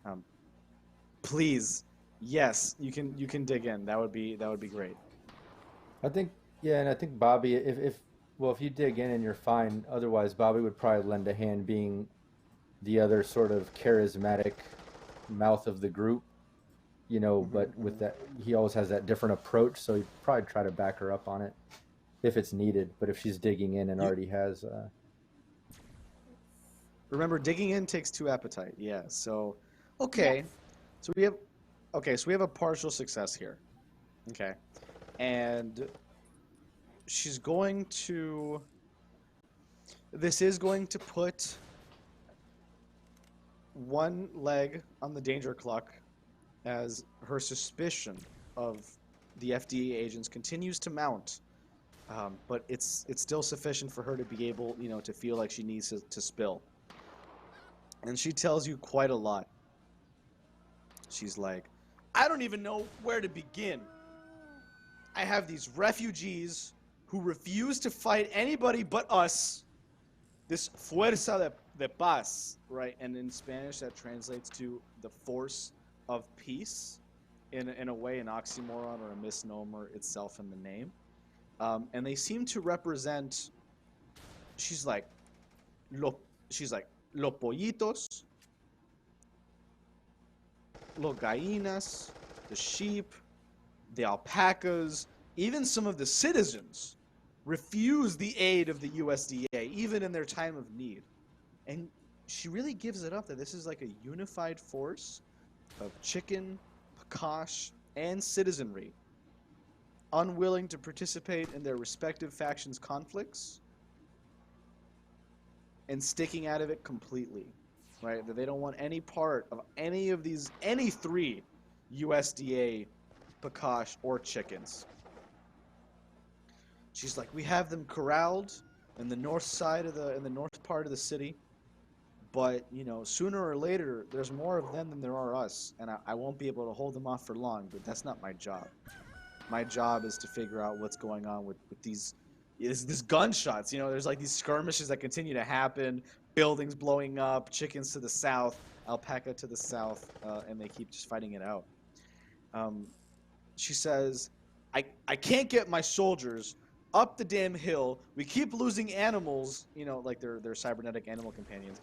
We keep losing them to the egg launchers that those terrorists, that egghead El Guerrerillo, and you recognize this name. You now have confirmation that El Guerrerillo, the leader of the Central American, basically cell of egg terrorists, is assisting one of the enemy factions, most likely the chickens, right? And that they provided like these basically LAWs, these like almost strong rocket launchers, where they just pack in a bunch of chicken eggs that are maybe modified to be a little stronger, and that they can shoot these essentially cannonballs out from shoulder-mounted areas and cause large splash areas of explosions on their way there. Okay, So for Dido, I just want clarification. Some of the Pakash are USDA agents, or at least one of them was, weren't they? The USDA was trying to maybe get them out or do something, but clearly that has not panned out.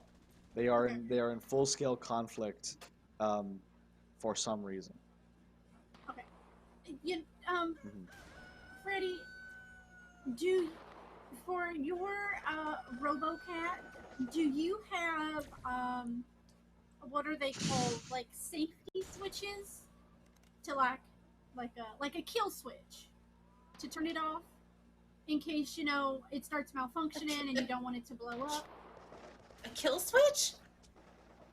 I mean, that's what they call, like, what you put in a mechanical being to just shut it down. Like, it doesn't actually kill them; it just shuts down all their That sounds power. like it would kill it. Oh, sorry, I interrupted. Well, yeah, it kills all the power to a cybernetic, so it can't move.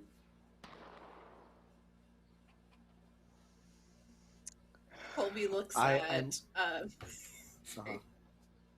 Freddie. No, please. Like, would a kill switch kill the cat? I wish, but we what? we don't You have that. wish? I wish, and she looks at you like very straight. I wish, but we don't have that kind of power here. I am displeased to say that they've taken over our cybernetics factory here in Quetzaltenango, and they've been feeding their own engineers, these already intelligent chicken, that have been feeding cybernetics. Yeah, I see you, Baron. That have been feeding cybernetic parts, chips, eyeballs, and replacement limbs to the chickens for at least a couple months now. Weapons, the egg launchers, even in part was designed by them. And you start to see something maybe a little more worrying. Like, they're really so involved in the region that they're starting to build USDA cybernetics factories, kind of dotting the landscape, right? This was the largest one. This was the hub with the majority of the creation, and they've lost it. Now you know the reason why the chickens have been able to outfit so much of their people, of their soldiers, with these electronics. It's not because the USDA gave it to them willingly, but because they destroyed this kind of like imperialist factory in the middle of the city, right? And they're taking everything they have. The chickens do control several regions of the city, where use it for barracks, for hospitals, and of course for research and development, including cybernetics. So Freddy's under the impression that the cybernetics are stolen. Yes, and they are. Okay. She can't refit her animal companions or even her own units because she doesn't have access to the cybernetic facility. It's the same thing as losing like her main hospital, right? And she doesn't know what to do about it. It's obviously a big fear. It's a big issue for her. And who is she again? Freddie Sketty. Dinah, please. No, I got that. So but Bobby, explain. what? Yeah. No, I know the I was name. gonna say, like, but who is she? Oh no, yeah. I'm saying I think it'd be funny to do it in character. She's So a higher Bobby up asks, and Dinah in, says. she's a higher up in USDA. Okay, USDA. So she seems like she's in charge. She seems to be the faction leader of the USDA forces here in Quetzaltenango, right? And she's kind of leading the main, like, what I would call institutional push, the establishment push, right? Whether or not that's legitimate or not is still up for debate. Whether or not she was given that power democratically is still up for debate. But regardless, the USDA is in control of the city and will do anything in its militaristic power to make sure that these chickens, that these invaders, gets out the mango.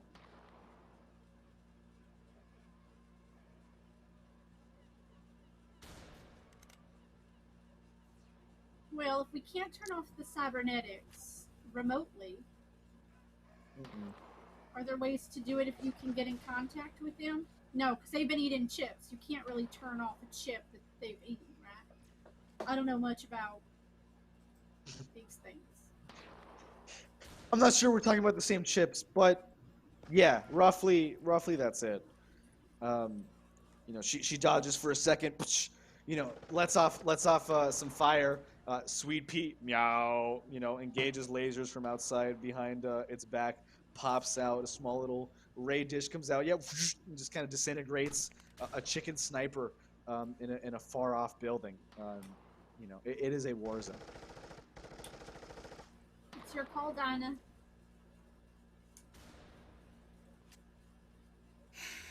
So the choices are to side with the USDA and get rid of the chickens. Or what was my other choice, really? So really there's three major factions vying for conflict. We have the Pakash, the chickens led by LeopoldTheJust, whom we've still not met, as well as Freddie Sketty and her USDA figures. Well, Dinah does not trust Freddie Sketty. And yeah, she's begging for your help. What do you do? Punch her in the face. Just kidding. That's a great option. Do it. The bourbon's still in her system. No. She looks at Baron, and then she thinks better of it, and then looks at Colby, and then realizes that Colby's not going to be able to make a decision because there's animals involved, and then looks at Calliegh and is like, I'm not sure what to do.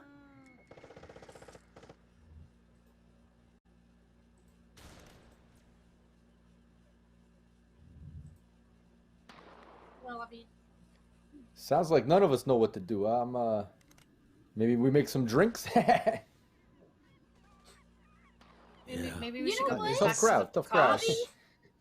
I think that would be a perfect idea. I think, Freddie has been through a day, and I think, she could use a little R&R, even just for a second. Make her your special blend. Ooh, I got that He right makes here. You know a the one. killer White Russian. That really good one. Yeah, he instantly just pulls one out of his pocket. You look parched. Here, relax a little. Have a drink. Oh, I don't drink, especially on the clock. Bobby, Oh no, roll for me it's now. non-alcoholic. It's Oh, non-alcoholic that's right. He Baileys. did do non-alcoholic one. Milk. The deception is the great one. So roll whatever attribute you'd like that fits your deception. What do you think that would be? Well, what does it matter I think- about if I have 3 stars or 1 star? How does that affect the roll? More dice. The more stars you have, the more die you can roll. So if you have 3 stars, Okay, then I messed that roll up 3 earlier. die. I only did 2, and I should have done 3. Ooh, Um, interesting. But we'll take it from here on out. So are you using Yeah, exactly. charm? Oh, absolutely. Charm, and I've got the Absolutely. perk of shady, so if I dig in, nobody can tell if I'm lying or what I'm saying. Oh my god. Can I Okay, have- perfect. So you spent Baron. It's still possible to assist in situations and just pretty much any role, right? If Bobby's already digging in, then you can't Okay. really lend a hand. Okay. But I Got it. would be more Never than mind. like at least not with the roll. But I would be happy if you tried to say something. That's fine. I love seeing Baron interact. Well, Um, I'm thinking the Seagull, Steven Seagull, which is his legal name. His legal Turkey, name, his uh-huh, nickname. He flies over and takes a little sip out of the drink and seems to really enjoy it to kind of help, sell it. So He's spoiled, you so he start thinks drinking. he has like rights to everyone's stuff, you know. You take a sip, and Turkey looks at you deeply, wide-eyed, and says, Sweet Pea, the cybernetic kitty belonging to Dinah as well as Tofu. I'm sorry, to Freddy, but Tofu, who also belongs to, who does belong to Dinah. They both look at the seagull, give this effect, and it's clear. I mean, they both start like crying. They both like put up their paws to their little chests. It seems like Turkey has said something to you very heartwarming, and remember, he can't lie under the effects of the drink. This seagull loves you. I look over to Colby and just sort of pat him on the back. What's he saying? I don't know what it's saying unless I eat seagull food. Give me a little chicken. Isn't everything seagull food? Yeah. Ooh. What do you want me to pull? I pull out a piece of Dorito. Seagulls love this stuff. It's made from seagulls. It's not seagull. I mean, unless your Doritos are seagull made. Oh, it's got to be made from seagulls, huh? Yeah. In order for Colby to talk to understand seagulls. the language. Mhm. What? I thought well, it was never they had mind to then. eat I the just same thought you were a thing, 'cause Disney Colby character. doesn't Yeah. eat animals. It's the food of them. Oh Yeah, no, Colby actually, doesn't Dinah's eat exactly animals, so, correct. like- Yeah, it doesn't eat animals. It's just Yeah. what they eat. So I mean, Baron, if you feed your Doritos all the time, then Colby, you can have the Dorito. You know, and Doritos you know, are vegan. Oh no. There's She one has to turn it flavor down that anyway. is. There is one flavor. Which one is that one? It's like a chili one, like a, I don't know, Oh, the chili lime. Hold on. Yeah, the No. 3D chili lime. Thai I'll look it up. chili Hold or on. something like that. We Anyway, gotta there's find one some flavor. we gotta find some bags later so that Colby can understand it. But Bobby, you know, what did you I found what the did you end answer up already. rolling? I didn't because we were just see what was going on. engaging in some Sure, role yeah, play. Yeah. Spicy sweet chili. I just do Yep. 3. Is that what I'm supposed to do? Yeah, 3. Mm-hmm. And then what? So you got one more. And then I dug in, which means it's An extra. I can An extra. yeah, I can convince even the more hardened enemies of my sincerity. Yeah, like they won't. She won't think you're lying, but she won't drink it unless you really convince her. So you can roll 2 more die. So I have to actually. roll one more. Oh, Yeah, you got a 1 and a 4, which is a partial success, but let's roll 2 more to see if you get that. That's a 5. Okay, so still a partial success. I would say that this would most likely be an in control roll with great effect, right? That's how usually it's going to go. You're in control because you know what's going on, but great because if you succeed, she drinks this drink and tells you everything she knows, right? Which is a big deal. It does succeed, okay? However, before she drinks it, she is a little more, concerned with what's going on, and another chicken leg is added to the danger cluck. At 4, something will happen. Something dangerous will happen here. Something you do not want to happen. But for now, we are 2 out of 4, and we can see what goes on. Freddy's like, fine. I don't usually drink it, but I'm feeling kind of parched, and kind of, drinks it up. Her pupils dilate, and she looks right to Dinah. I've always loved you. I don't know why you left. I don't know why you left. I know I took the promotion. I didn't want to, but now I'm stuck here and I'm doing what I love. I love you, but I love the job more, and it's always been that way. It's never gonna stop. Dinah's like visibly, like, it's just like not happy with what's going on. You're like, oh, well, gross. Like this former person you were with. You're like, whoa. So Mama, she is gonna tell us all of her secrets. She can't lie. No, can't lie. Can't Right. lie. Tells all secrets. Here are the 2 chicken legs. And she says, straight up, she just looks at you. She kind of puts her drink down, puts her gun down, takes her helmet off, revealing her gray hair. Sweet Pea looks at her like, "Rawr."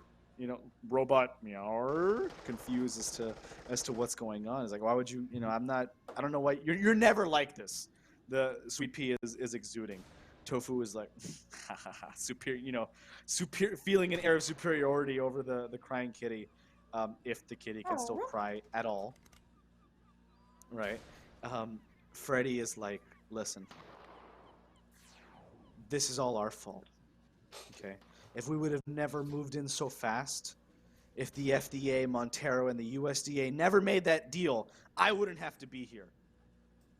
I would not have to fight these people that I don't care for, in a country I don't care for, in a place that really, all I want out of it is control.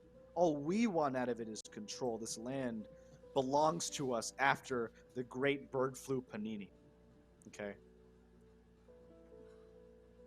She starts, kind of holding herself back because the drink has emotional effects on these people, usually because it makes them talk about emotional things. We fight the Pakash towards the east and the chickens to the north and the west. We can't hold out for long, but we did this to ourselves. This is what we wanted, right? Total domination, control of the people, their minds, and most importantly, what went into their bodies. Chicken's illegal, but cheap, chog, that's a gold mine. A gold mine that I wanted to bring you with me on.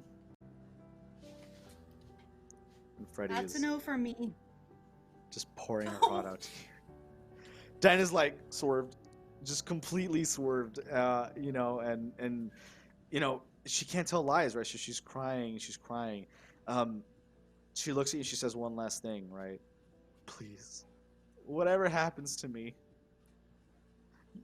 you mustn't let them do it. Either of them. Or us. I'm capable of horrible things. Horrible things in this... anywhere that's not my home. We have a fail-safe. And she points to the volcano. And she says, do you think that chicken, that plastic came out of nowhere? We have pipelines.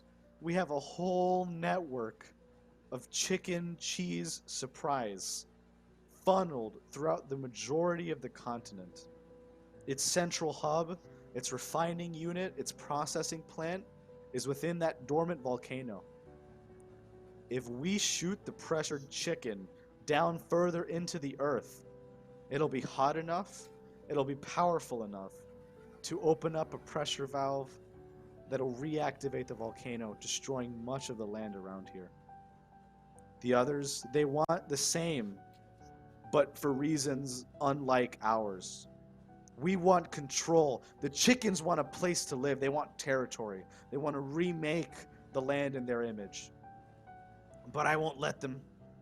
I won't let them. The USDAs will never fall to such beastly creatures, especially not ones who took poor little Sweet Pea's eye, and eye has like on the cybernetic half has like a red eye that's just gone, right? So essentially, I wouldn't say blind, but the other eye, which is organic, is she's an older kitty, just like her mama, and she's having a hard time looking, and feeling a little bit of empathy for this kitty. Garen just takes a fat rip. I imagine your cat would still have its eye if you never came here. I know. Did it still have its eye in the village? The what? Did it still have its eye in the village? It did. It did. So they've been fighting for months, and months of conflict have worn down her forces. They've been forced to this super weapon, just in case, this fail-safe, right? That they really don't want to rely on, but they're willing to blow up the majority of the central region, most of Guatemala, right, in exchange for control, to destroy these other two factions. Callie's tapping Colby Jack on the shoulder. Fail-safe. That was the word I was looking for. Fail-safe.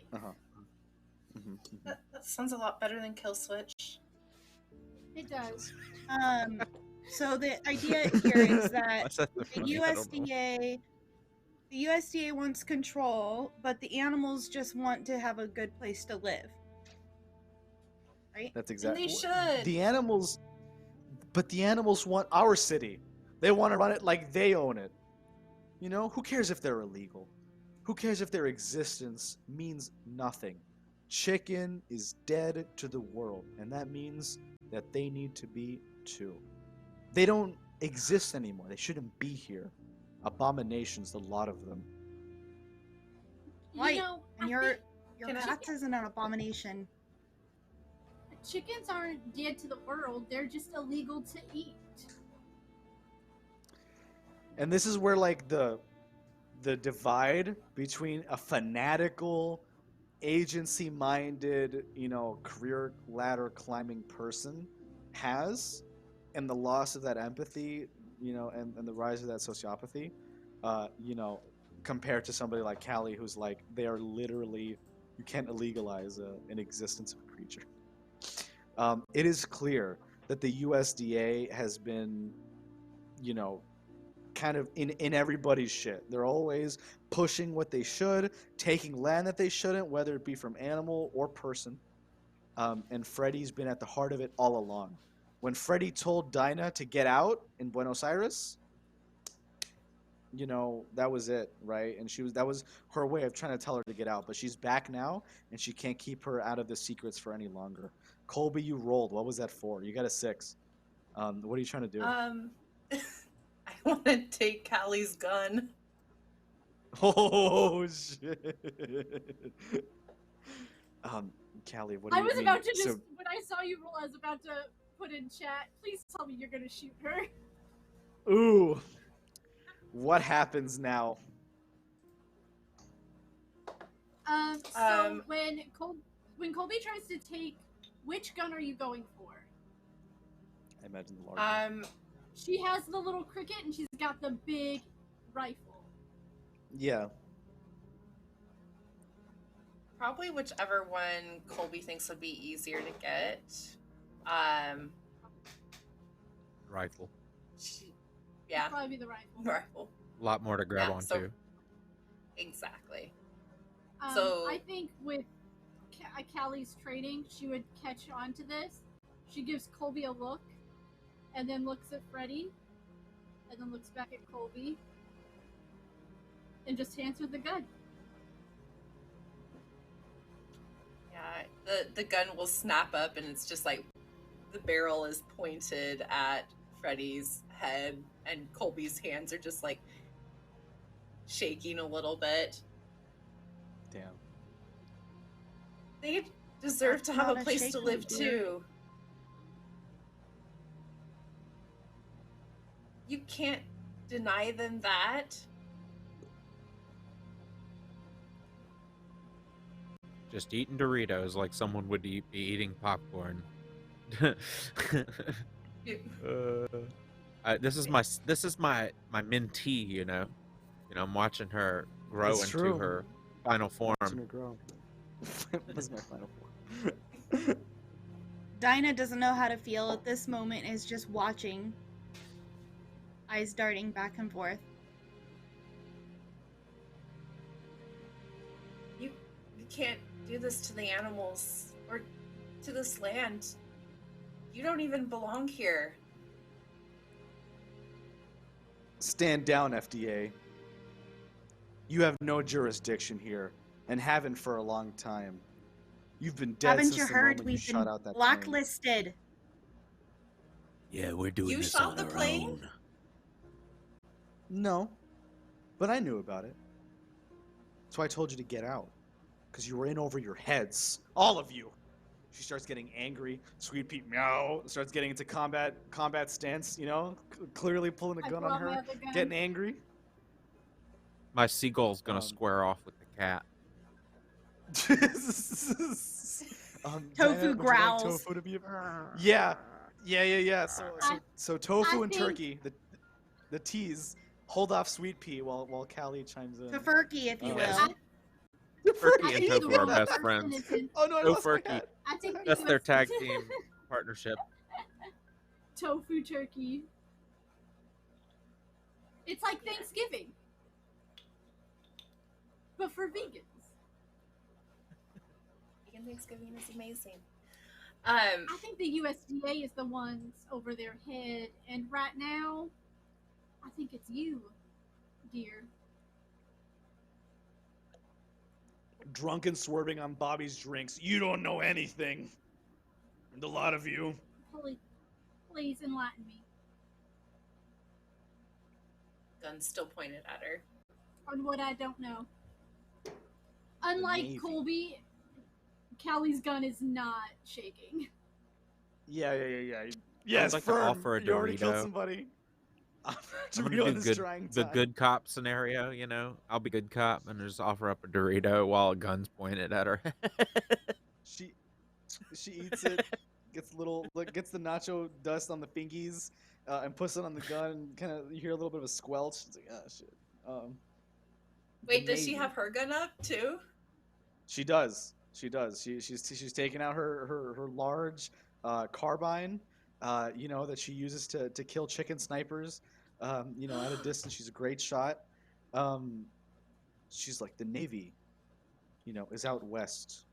We have the full backing of the U.S. government. We belong here. All these places, all this land belongs to us.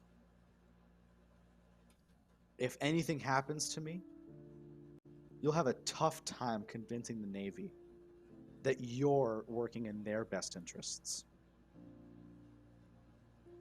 Well, the gun steadies. Good thing you died in a war zone then. And she will fire. Yeah. And with the Pakash weapon. Man, It is. this It's character literally is with a Pakash weapon. wild. Wild. Colby, Colby this murdering vegan out is here. wild. Moiterous. Hey, Vegan with a Colby gun. might be a vegan. Colby might be a vegan. He's a Vegan. not a pest. Vegan. It's like this special vegan. Okay. You fire. It hits. Thank you. It hits her heart. As she drops her gun and falls to the ground. Sweet Pea, almost unable to see her. With her last breath, searching as Sweet Pea falls to the ground, scared by Tofurkey and its distractions, kind of finally climbing onto Freddy's chest as Freddy clutches her USDA badge, and says, "Please, don't tear down everything we've done here. You don't know what you're starting. Ray Jack Montero won't be happy about what you've done to Edwin in his lab. Neither will the FDA and our friends, the Germans, the Montero, and the Yakuza allies they have in Japan. This is going to get worldwide recognition. You don't know what's going to happen to you. I only hope that you do by the end of it. Tell Appleby I tried my best. Dinah, I love you." And kind of finally croaks. Oh wow. Faction And leader out of- the... Bro, Bobby, please. I would love to hear what Bobby has to say about this, please. No, I wasn't gonna say much. I was just gonna say, like, as the sort of smoke from the barrel clears and the final words are made, and attention is, away from the dying body. Now we all notice that out of everyone, once again, somehow, Bobby's covered in blood again. How the fuck did you jump in Jesus? And he takes a rag and swipes it all off. Like, what the hell? I told you always Oh, have a my hanky, God. Bobby. Why is it always me? Aren't you Shit. glad She I literally gave did you say one? that. She literally did say that. And you also do have the Well, wipies. maybe stop. Generally, when someone shoots a bullet into another, it comes out the other side. So, my Yeah, advice to that's you what's confusing. is to avoid That's the what's other confusing. side. I was standing behind you. I'm over in the sides hitting my vape, and Yeah. somehow I get whatever. Makes no sense. Makes no fucking sense. So there's like a Sorry, baron Bobby. shaped. there's a Baron-shaped outline on Bobby where like that part is clear, but the Baron shape is like outlined. Right, and yet Baron with has the- no with the blood on blood. him. Yeah. You know what I mean? I'm Like, too it just cool makes to no get. sense. I'm the real cool one, so it's me. Yeah. How do we know who's the cooler between us? the boldness of Baron means no blood, you know, as it kind of wicks away. Dinah, Yeah. yes, please. How do you feel about what's happened here? Dinah's going to walk over and scoop up what's the cat's name? Sweet Pea? Sweet pea, indeed. Yeah. She's going to scoop up Sweet Pea, pat its head, then walk over to Colby, take hold of the rifle, pull it out of her hands, and hand her the cat, Slowly and then exchange. slowly give the gun back to Callie. And she says, pats Colby on the shoulder. You did the right thing, dear. But you're going to have to take care of Sweet Pea now. She like looks down at the kitty. I'll be a better mommy to you. Meow. I have no doubt. Kind of looks up.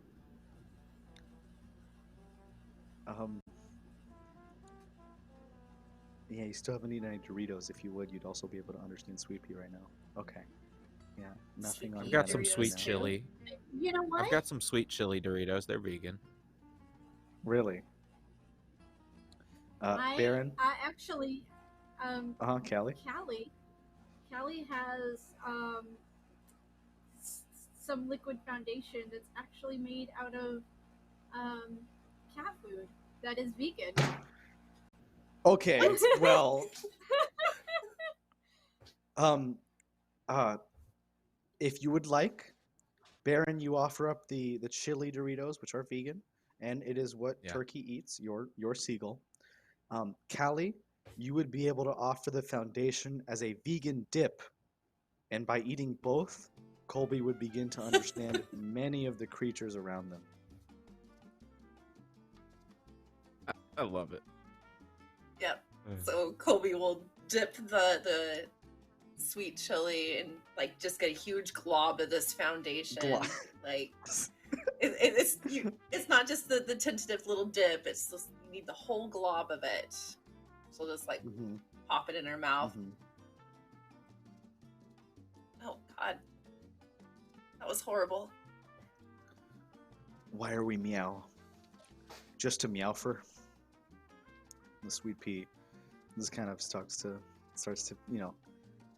give its full sadness, regarding the loss of her longtime best friend and partner. But you know what? Sweet Pea says, But I knew she was in over her head. There was no way out of this for her. I needed to get out of there. I'm happy to be with you. Everybody's just like, Mao. Mao. It's everybody else is just like this mechanical cat just yelling. Just the loudest little kitty at Colby. But fortunately, Colby does hear. You look over at Turkey real quick, and Turkey is like, food? Still food? Looking at Sweet Pea? And the body. Food?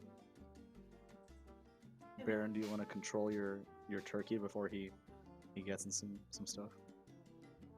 Oh, sorry. I keep getting work messages. I'm No, you're good. You're good. Could you remind me not at what's happening to Turkey? Yeah, it's Real just quick? quick. So Colby ate it and just can now understand Sweet Pea as well as Turkey. Turkey is while there's a sweet moment between Sweet Pea and Colby, Turkey is looking at Freddy's body, looking if he can, zip zap on some of that and eat a little bit. Okay, yeah. Turkey, very, very assumptive about people's things and assumes that they're also his things. So he's just going to definitely get in the way and be annoying. He just like dives for a bite. You just kind of block him with your hand. He's like, Yep. He looks at you, caw. I'm just kind of really afraid. But Freddy has been killed. This is a great place to take our 15. We will see everybody. What is it? At 11:20. No, I'm getting that wrong. 11:32, roughly 11:37 ish. Time zone. You're Time zones. adding extra. It would be 28. So should we just do it 30? 30. That's perfect. Okay. That's perfect. So we'll be back at 11:30 Eastern after our break, where we will come back as we turn towards the end of free play here and start into our investigative phase and see what happens eventually now with a leaderless USDA, while the chickens El Pollo Terrible and the Pakash Mugido 84 continue strong. This is an interesting turn of events. Please tune back in just 17 minutes. See you all in just a bit.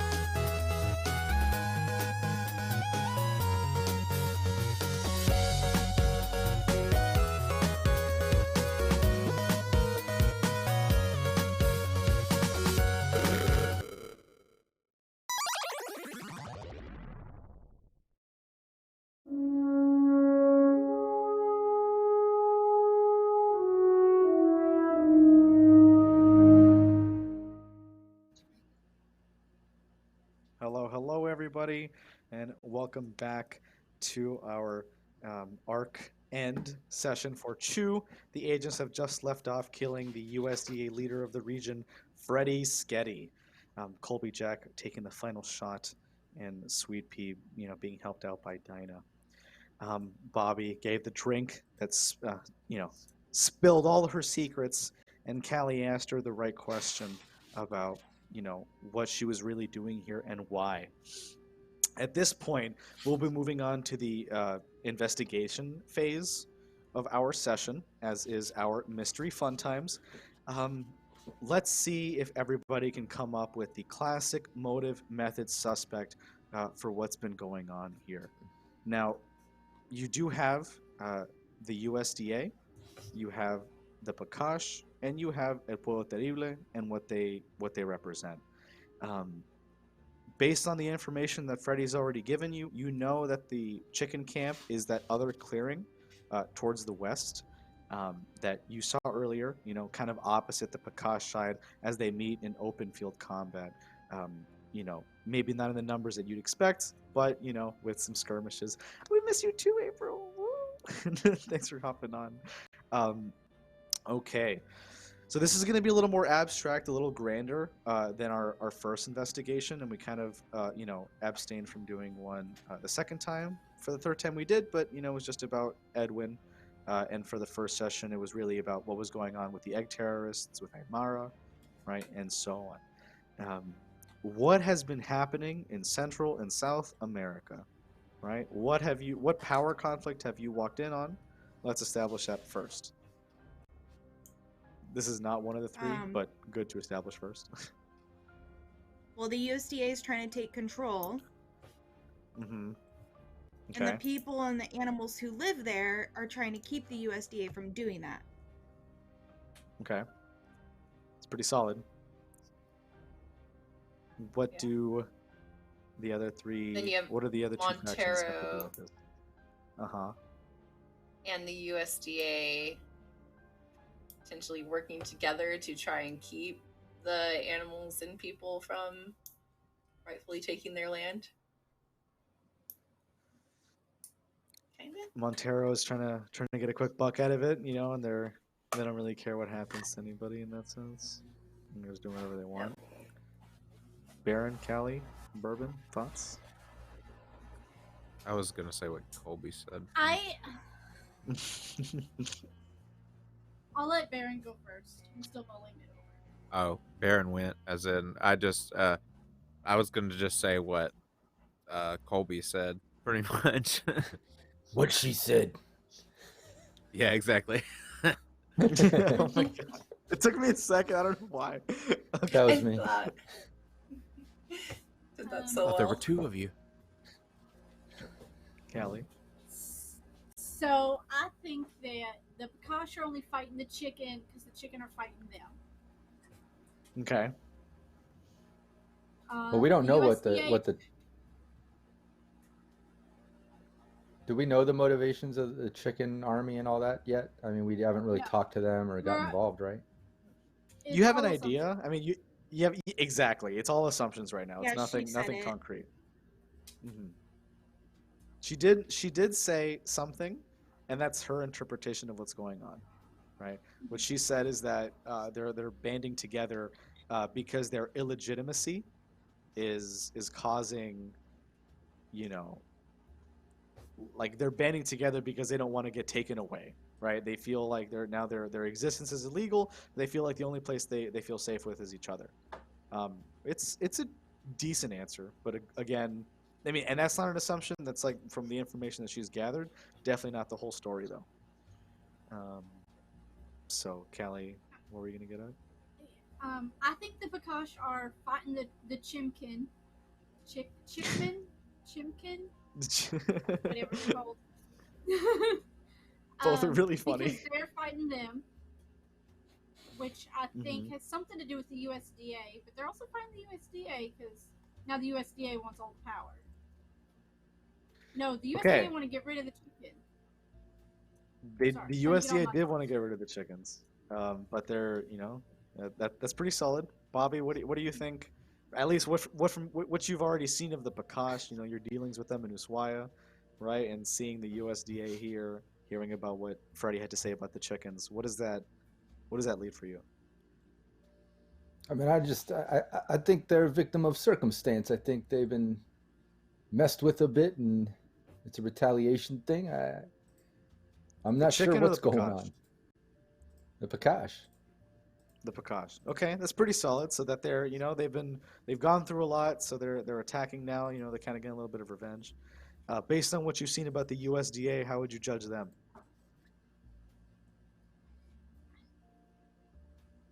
Evil. I mean, didn't we just judge them? Yeah. Mm-hmm.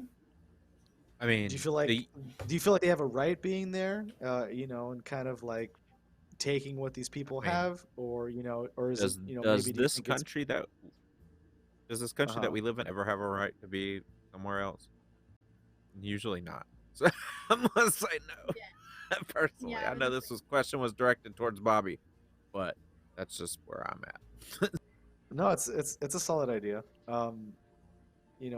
Essentially, Bobby, like, do you think that you've agreed with Freddie, that she's trying to keep the peace, or do you think that they have like ulterior motives that might be like kind of, pushing them in a certain direction or not? I mean, judging by the way everybody's acting, I don't think that she's a good person. I mean, again, I'm a little bit in the dark. I'm kind of wet behind the ears here. I don't know what exactly is fucking going on too much, but definitely seems like USDA is not to be trusted. All right, so the USDA, so Pakash circumstances, USDA not to be trusted. What about the chickens? How do the chickens fit into this? We haven't met them yet. What do you predict? What's your assumption about what's going on with the chickens? I have no clue. I think that the chickens are just trying to protect themselves from being wiped out by the USDA. Okay. And that's why they stole their cybernetics, built an army, and aligned with. That's why they militarized. That's why they built up, because to protect themselves. It's a decent idea, but they're really, they're bulking up, right? So we'll go into this, the best we can, right, as a group. We'll start with our suspects, right? We have Mugido 84, El Pollo Terrible, El Guerrerillo as part of the egg terrorists, and of course we have Freddy Sketty, right? Now, who do we think is our, who's been behind the majority of what's been going on? Montero, the Pakash, egg terrorists, or the chickens, or the USDA? I feel like it's Montero. Yeah, with heavily that was being great. Facilitated At the same time. Heavily being facilitated by the USDA, though. Like the USDA is probably doing dirty work.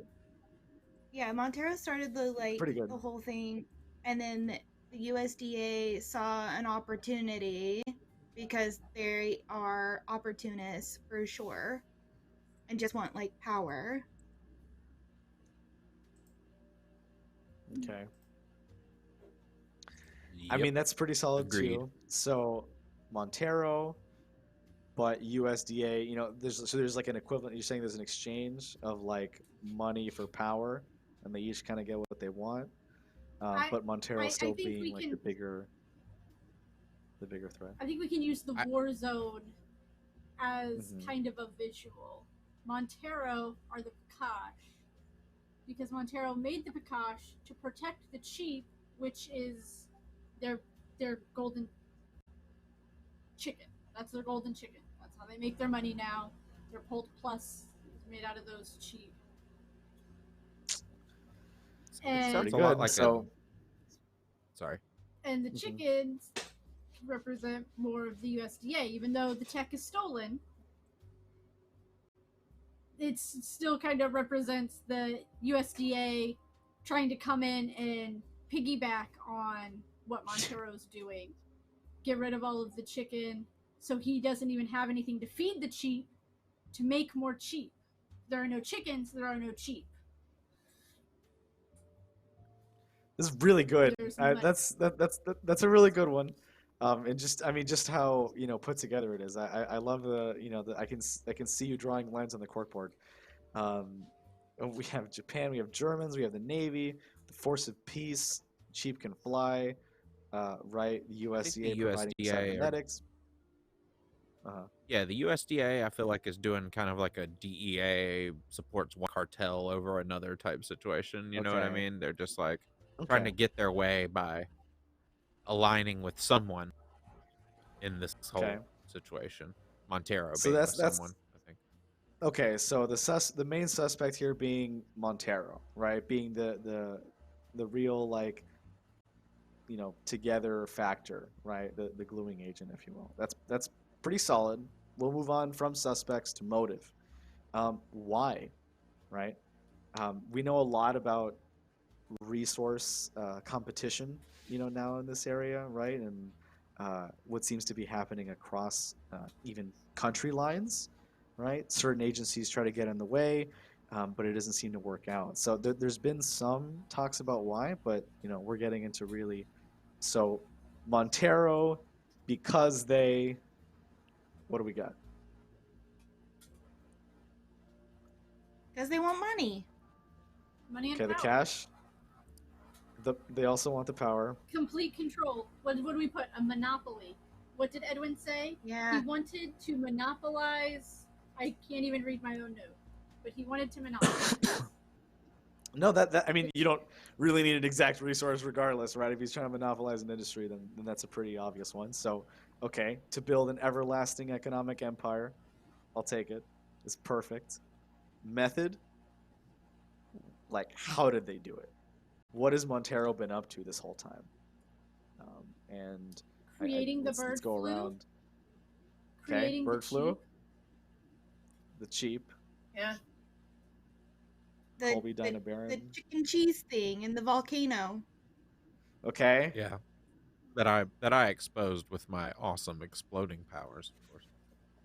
That's not that is exactly canonically what happened. You did blow up something, and there was an unexpected reaction that eventually led, to the discovery of a hidden chicken cheese pipeline network. The literal by pipeline. Freddie, not 5 minutes before she died. So that's a classic one. So we have 3 so far. Colby, Bourbon. Any ideas? Any other potential? Just what Montero's been up to. I mean, even for you, Bobby, with the Yakuza, they've been up in your stuff, right? How do you feel about that, being a former, maybe still Yakuza member? I don't know.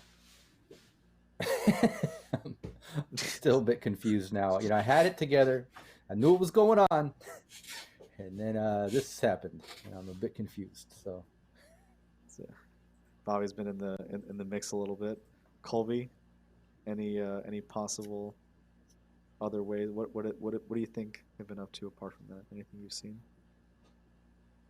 I'm not sure either. I mean, Montero's original plan with the Pakash seems like Pakash have gotten out of their control.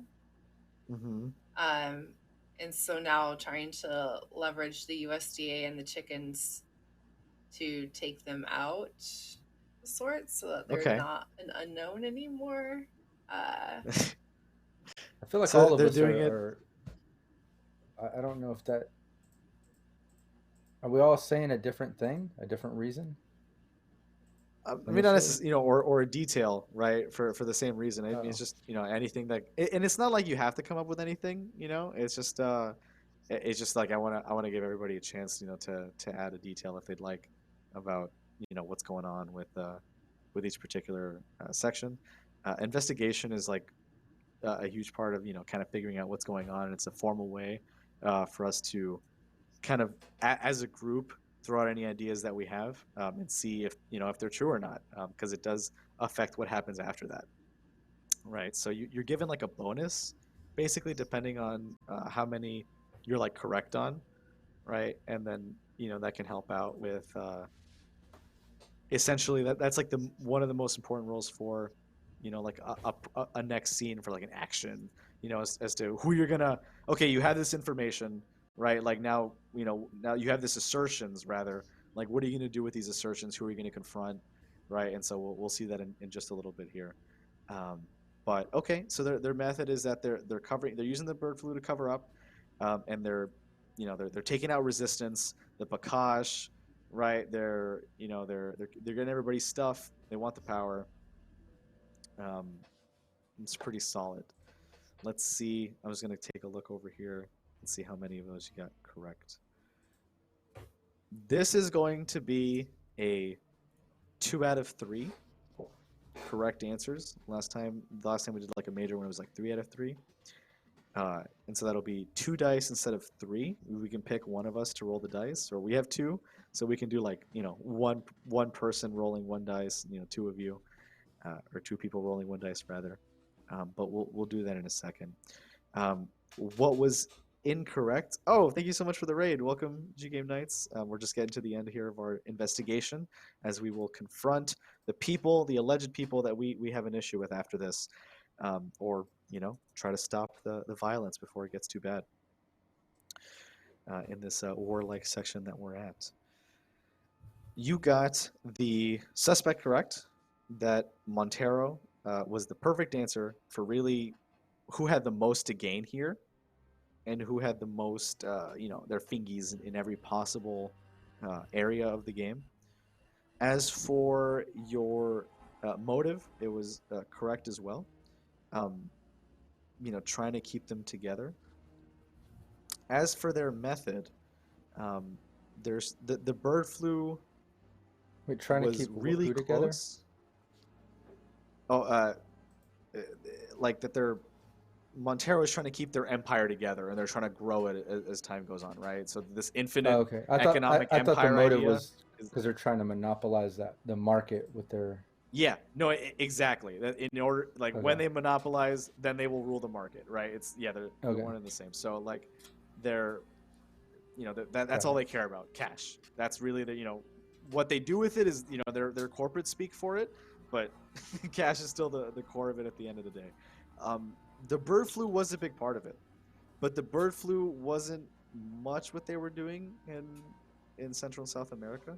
The Pakash are involved. Colby was the closest on that, but it wasn't necessarily to exterminate, right? And we'll keep that in mind. You kind of pop your heads out of this fountain station, this revelation area, where you have a chance. You had a chance to talk and really work this out, or at least what you believe as a group to be true. There's still conflict. The Fuerza de Paz is now taking territory, you can see, which is this combined chicken, Pakash, local, and even some USDA agent, kind of group, right, who have just decided to completely reject any one of these particular factions. And they're taking land from the USDA and back their city, since most of them are from the area and they have a home court advantage in one way or another. The Pakash and the chickens are still riling up war to the north, or I should say to the south, since north is closer to the city. So further south from you, back at the valley, near this volcano cliffside, in the start of that little mountain, more conflict, mortars, explosions, more pieces of dirt flying off, ripping apart. It's definitely a war zone. You start to see torch carriers and what seem to be movement from both camps up the mountain, up the dormant volcano, right? And they're both racing for it, it seems, with skirmishes in the middle, right? There seems to be, and these are thousands of troops, right, on both sides sometimes. The Pakash that you were with were a primary group, but there were many alcoves that joined the battle here at the end, and it's gotten a lot bigger than any of you would have thought possible, with just chickens, sheep, mimed striped people with egg launchers. It's a nightmare. You have this chance to determine whom you want to speak to. You still haven't been to the clearing.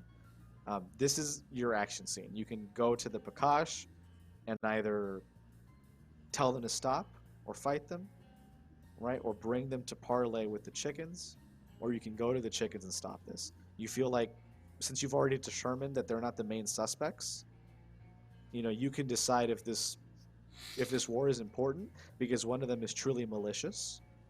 Even if they weren't the main suspects for what was happening in the region, the continent, you still have to leave this area in a way that is somewhat peaceful or stable, right? Or try to. You know that the Navy is here, that boats are here, and you know that 2 approximate locations, have your next, possible leads, whether it be Germany or Japan. And that's either following Montero or following another FDA string, and you don't know which one is which, right? So here we are at the end of this particular region's power struggle. What does the group want to do?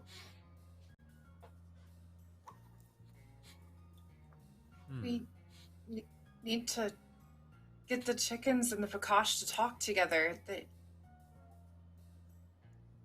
I think see so if we too. can broker I think some sort that's of peace. Yeah, because end of the day, this is okay. I'll do it in character. End of the day, I feel like if we let them know how involved Montero is with all, they'll want to work together. I mean, if you can get them all together, I can make a round of drinks, if you know what I'm saying. Get them kind of chatting with each other. Maybe true self will let them know that they're not the enemies they think they are. I don't know. That might be a good idea. Just do we split up then? Half of us go get the Pakash, get the chickens, see if we can get them together. Good idea. I don't know if that'll. I don't know if that'll work though. I gotta be there to make the drink and kind of make it happen.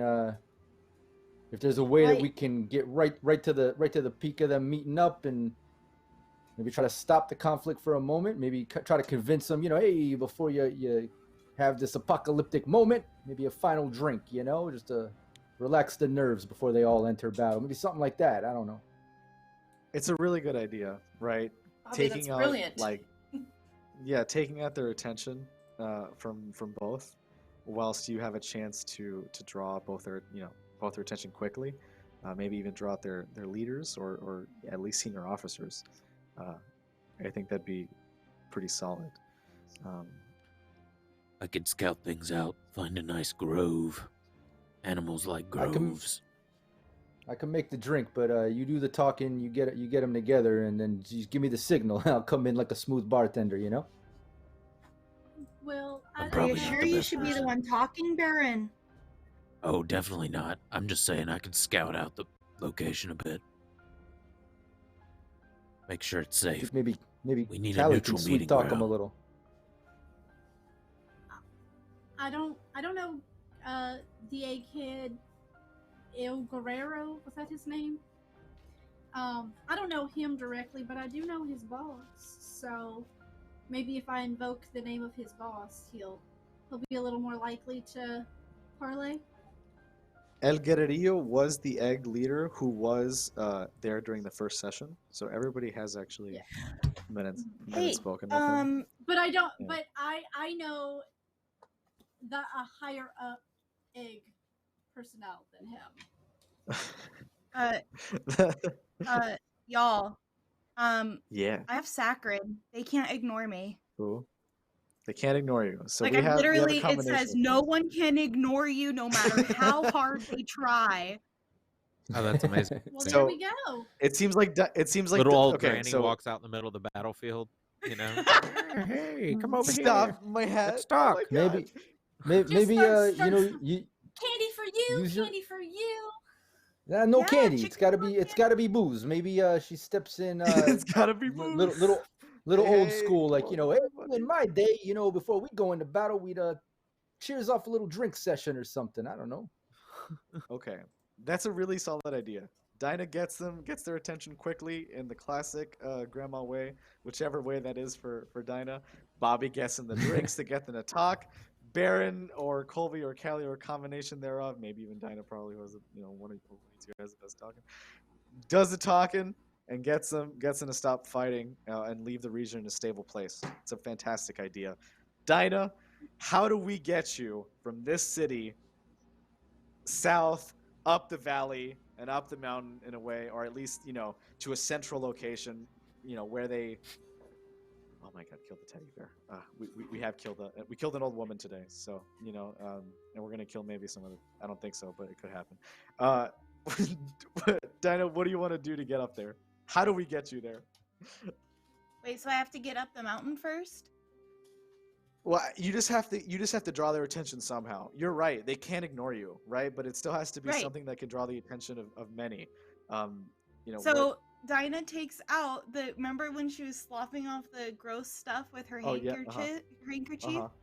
So by now, she's had Bobby clean it for her. So she has this big white handkerchief and she just goes out and starts waving the white flag of surrender. The super flag. Okay. You go out there. Children, you just start. Children, stop with the fighting. You just start I would say running, but it's basically as fast as you can without hurting yourself. South. But that tough up the cookie as valley. well, so she's pretty solid. Never mind. You're beaming up there. you're all but you're sprinting. You make it down, and you know what? For a second, the minor deity, right, or whatever spirituality that surrounded Chuchi, the golden kui that helped you at the beginning of this campaign, right? You feel his wind upon you once more, and she just yells glow. Chuchi as she goes. Chuchi, your golden glow just takes you, right, and you're straight up Mithrandir coming down the mountain, right? Not sponsored. You just completely seeable by all, right? As if the dawn has finally arrived. Chicken cyborg and human Pakash alike, egg terrorist El Guerrerillo, everybody walks out until you finally see, and I'm going to have the corkboard updated in a second, but you finally see the chicken, the mastermind behind all here, and it's El Pollo, a gladiatorial combat chicken recruited by the USDA and the FDA that you know of, who's gone rogue after being killed by a USDA agent, and now seeking revenge. Is this the terrible chicken? This is the terrible chicken. The terrible chicken has seemingly survived his death. He's more machine than chicken now, but he does his best. It's Darth Bach. It's Bach. It is Bach. And Boyle walks out. He has a little translator beneath him. But why have you stepped upon my land? What are you doing here? Well, we're trying to end the fighting, dear. Mujido 84 comes out. He's one of the only Pakash who can actually stand fully bipedal and use his hooves, with enough dexterity that he's able to fire these, this potential machine gun. And they're really meeting, right? You've got El Guerrerillo alongside El Pollo, who's this this war fighter who loves eggs and loves chickens, behind the chicken. And on the other side, Fluffy 84, your old Pakash quote-unquote friend, meeting in the middle. They seem thirsty. Bobby? Yeah, if their set is... we should have a toast. Yeah, I'll let Mama Maple kind of set it all up before I step in or whatever. Okay. Please. I would love... Dinah, what do you say to these collection of people? Please. I think it's time we stop the fighting. The people who started this whole thing aren't even here to be laying their lives on the line. I think we should start an actual talk about peace. And we can start it by having a drink with my good friend Bobby here. I got a little something for everyone. Is a mixed white Russian, something. You look like a pale ale, sort of whatever you are over there. You just take that, and he's just handing out drinks, pulling them out of his pockets, out of his shirt. They're already made. He's handing them out.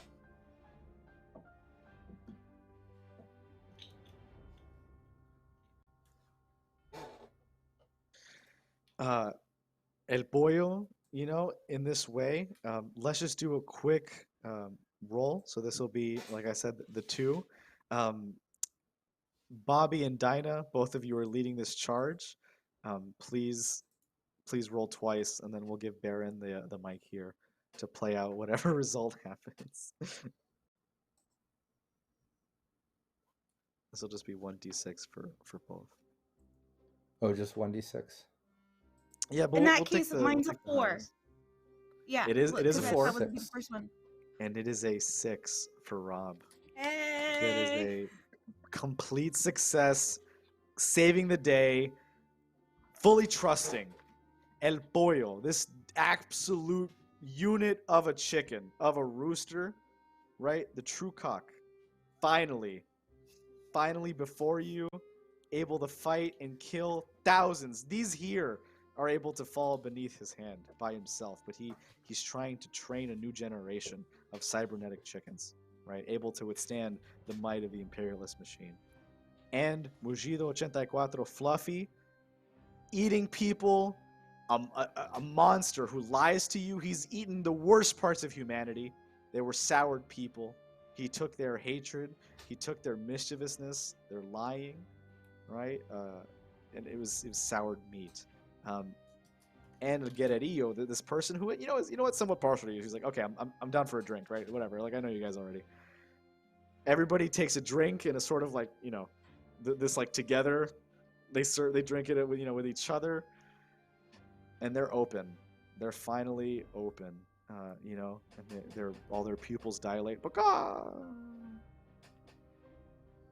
Right, as they fall under the spell of the infamous Bobby Bourbon. Bobby, do you wish to drink any, or are you gonna? Yeah. No, I think like we discussed, maybe I'll get a little bit carried away in the moment, trying to make sure everyone's drinking.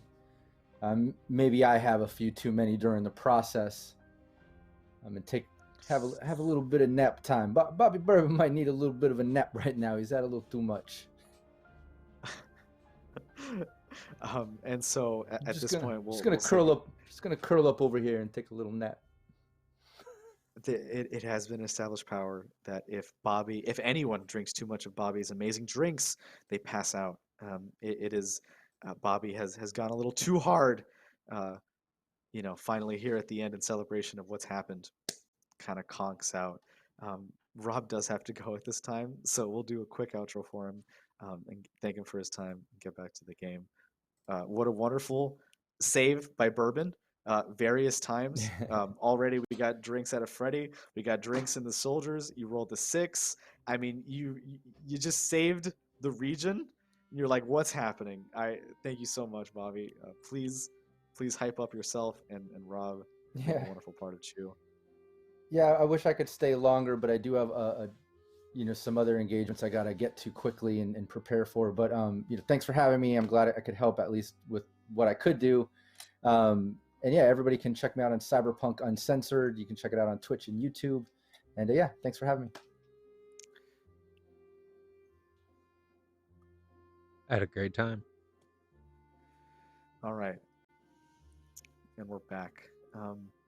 Baron, Calliegh, both of you step, together, I imagine, to speak with these wonderful leaders, They lie before you. What does everybody want to do? I'm going to keep a particular eye on just the people that are here with those leaders. I just want to keep watch on their goons, make sure nobody pulls anything funny. So you're a head goon, got a trying bag to of watch out for other burrito. head goons. Yeah, and I've got my Dorito, and I'm pretending to eat Doritos more than anything because I'm trying to save all my ammo, and it's a small bag, so. I guess that's leaving me to ask the questions then, huh? Okay. Yeah, you don't want me asking questions. Colby and Callie, you guys are up there. Dinah's there as well. The glow of Chuchi has distilled a little bit, and the three of you have these wonderful people. Who you just, you're just continuously drugging all these people, and that's just what's. I have a 0 charm, by the way. Just tap into the heart of them. I look at Dinah and I look at Colby. I think starting broad has helped us a lot in these situations. Should we start broad with a broad question? I think we should just ask everybody what they want. Well, I was going to ask them why they're fighting. They might not even be fighting each other.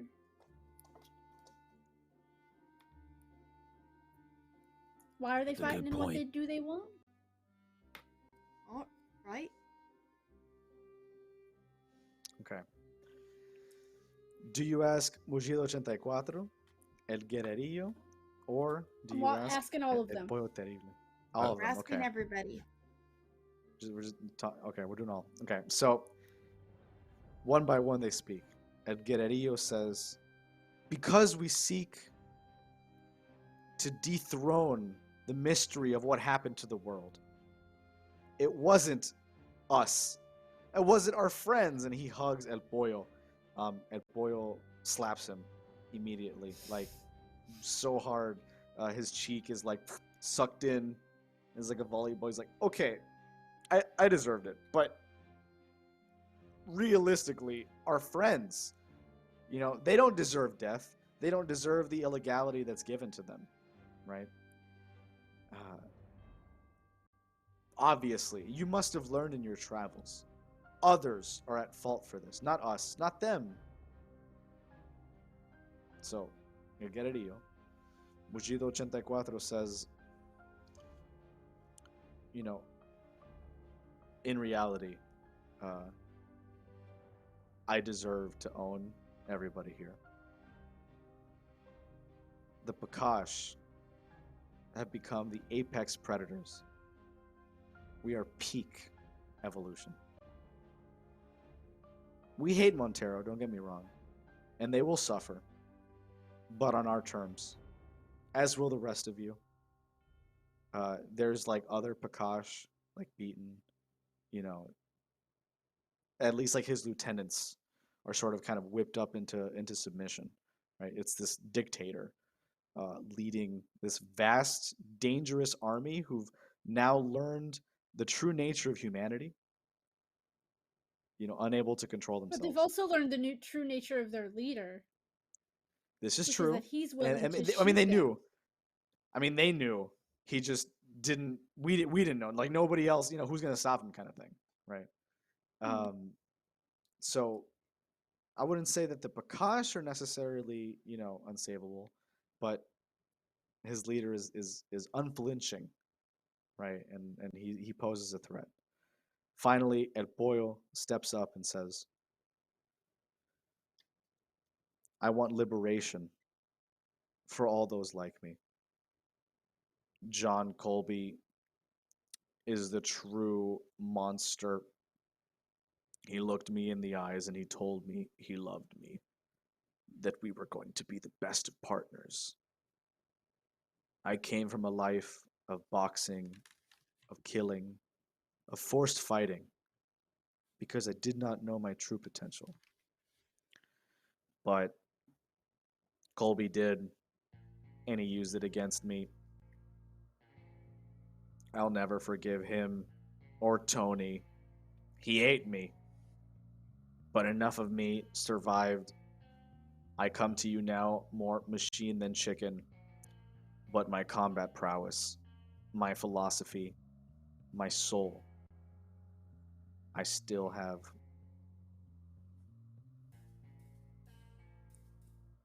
Why should I not wipe you out? and use the volcano to do it. I know what this is. I know why we are here. We have the egg launchers.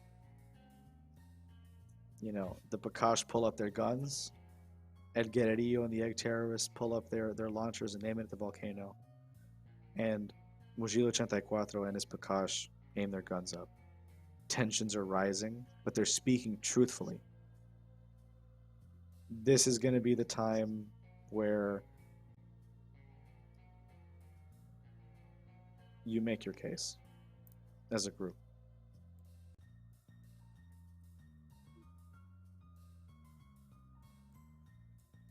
If they do that, they'll die too, right? Like, they'll wipe everyone around here out. Everybody will die.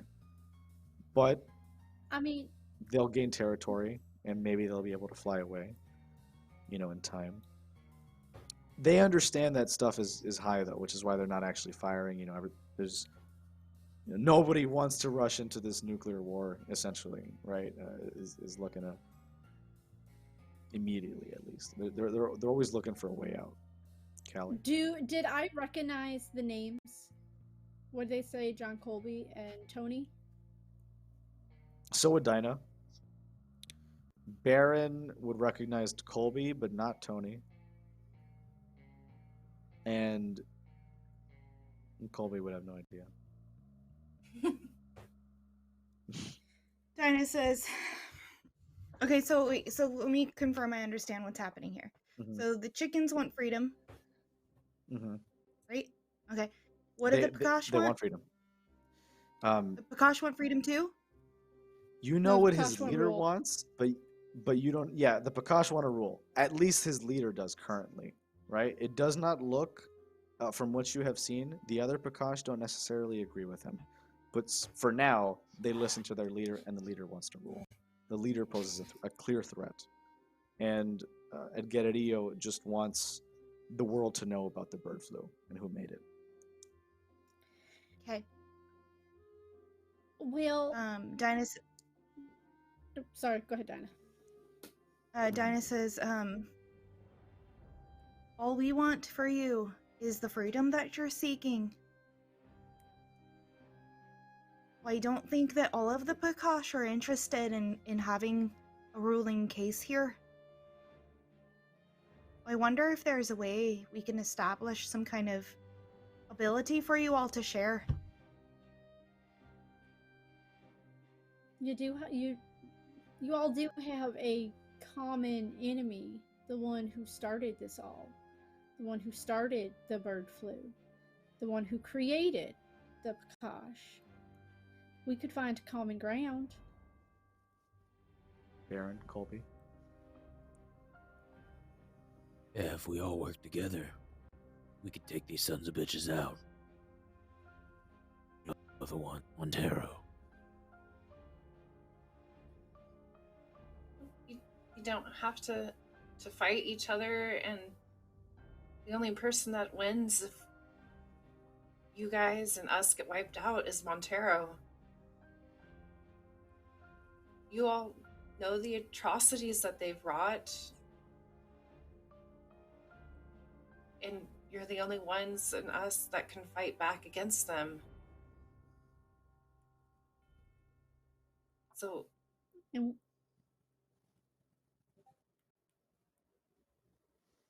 yeah, I mean, we have to save future generations from this. And we do have evidence of the bird flu to clear it. But, and Callie looks directly at the chicken, the terrible chicken. Mm-hmm. It's better for chickens not to be eaten. I agree. But they shouldn't also just be killed for no reason. Also agree. It's just illegal to eat chicken. It's not illegal for chicken to exist. It should be illegal to eat all animals. Sorry. No, that's great. El Boyle walks up to both of you, and in like probably the one of the only moments of kindness he's shown, especially since his rebirth. He holds out his 90% metal hands, 10% feathered, right? His wings, one for each of you, and says, "I did not know that kindness again would be shown to me in our kind like this. You have a clear understanding of what's happening and a desire to get the information out there. But I don't care about any of that. What I care about is that you treat us with the respect that we've always had, that we always deserve. For that I am grateful, and I accept your plea." The chickens stand down. You have roosters in the front with like little horned helmets, and engineers in lab coats with goggles, with like small laser mounted turrets on their back, with the engineers being the majority of the stopping power of the army. El Guerrerillo, at the same time, seeing the great and terrible chicken, murderer of thousands, drop his guys and reach out with such warmth, he knows that he's found true allies. The egg terrorists lay down their launchers and start eating the eggs that they've actually kept in the launchers, which at this point has been so hot from their firings, they've created hard-boiled eggs. They start cracking shells and laughing amongst each other, partaking in a chicken product that does not hurt chicken life. It is their dream, right? Ideal moment for them. The Pakash keep their guns up, and Mugido 84, Fluffy 84 says, "Under my rule, all of these, none of you especially, will survive. All of these creatures Are you will be saying under my rule." I'm gonna walk closer to the Pakash. He's still holding his gun, I'm assuming. Yeah, I mean, they all have their guns on their backs. He's the only one Okay. holding it. He's still holding it, yeah, or one of the only few. Yeah. So Callie's gonna walk in front, stand directly in front of him, so that if he shoots, she's the first one to get hit with any bullets. Are you saying that you're unwilling to work to a greater cause because you want to rule everybody? I am. These are my people. And he like raises his gun up in sheer celebration in haughty ignorance. I'm gonna, He's celebrating. still standing there, I'm gonna look around him at the Pakash behind him. Do you feel the same way? With like a very slight like one eye blink for no. He's like the saddest faces. I mean, they look like people now. They're getting there. They're like hairy, especially as lieutenants. They're like hairy bipedal, but they're losing some of that fur. Still long necked.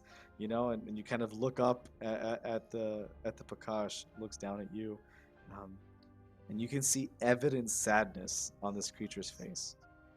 He's known nothing but war and conflict, of satire and harmful insults the majority of his lifetime.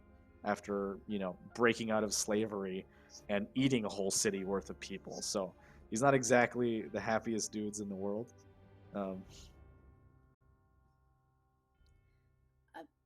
Mama, you remember what we had to do with that little girl in Siberia? Where you had to take her and shield her from the bad that was about to happen? Right. And Callie kind of nods her head over to Colby. Oh, she didn't even need you to. She's already on her way over. Colby dear, you might want to see if you can find your favorite candy in the bottom of my bag, and like hands you her bag. The whole candy stack. You have to pick through it, figure out which ones are vegan and which ones aren't, so it takes extra long.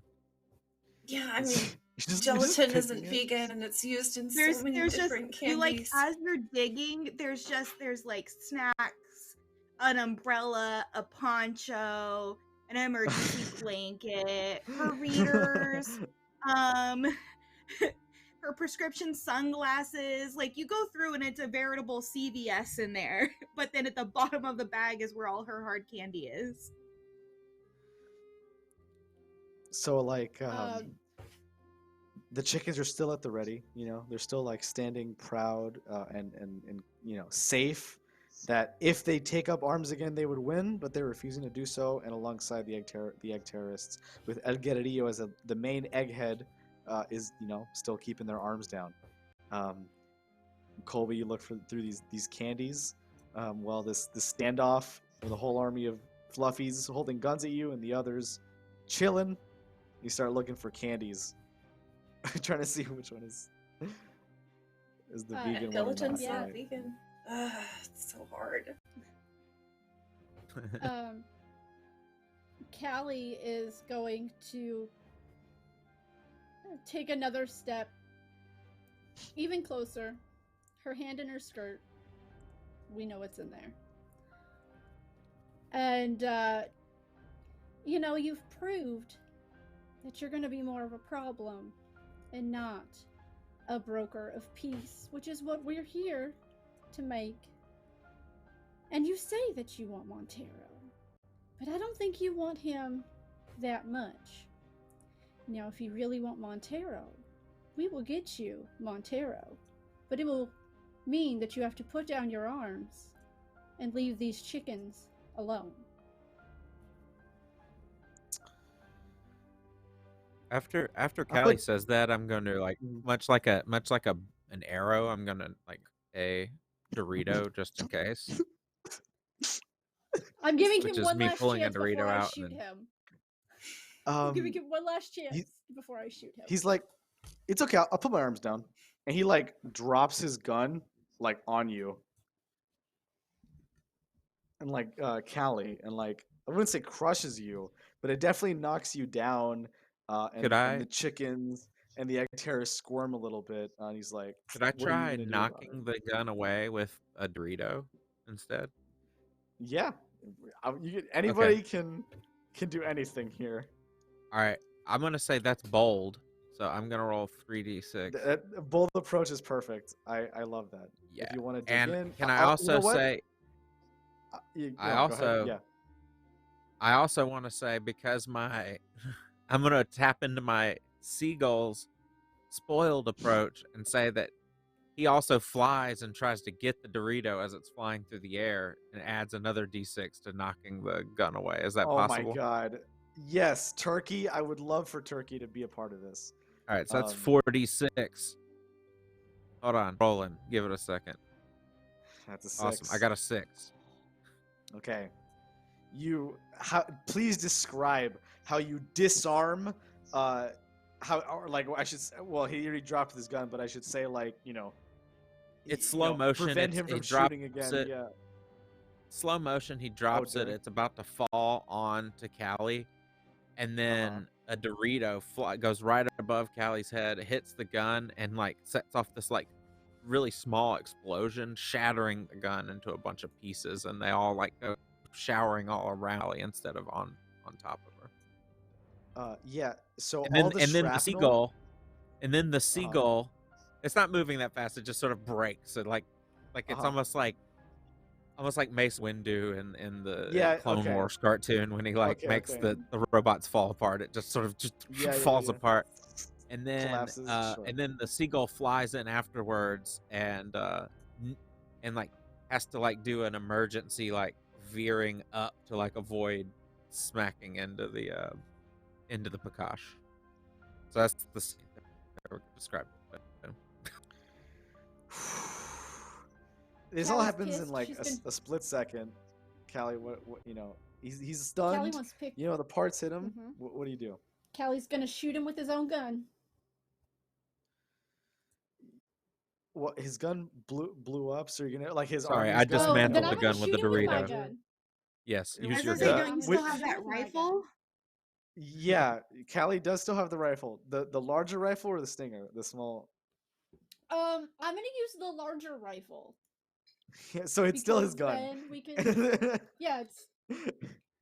It's still his gun. Okay, great. So you shoot him with his gun.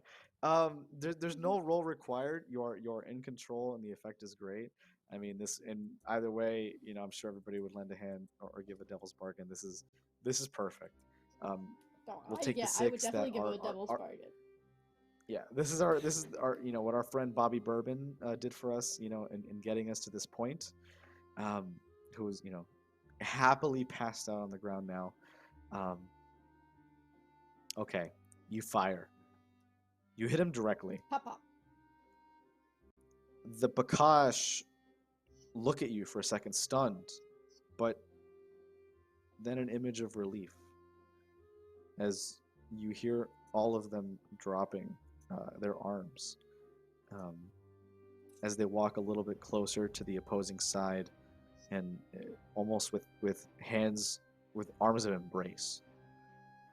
The first 12, however, around him surround his body, and before the horde closes in, like, each of you have a perfect view of his eyes, and he kind of looks at you and he like starts crying a little bit as it's covered by the black matted fur of the other Pakash surrounding him, and his screams are heard in the background as the newly freed once again the newly freed Pakash take chicken and man, local alike, in embrace, preventing finally the battle of many herbs and spices.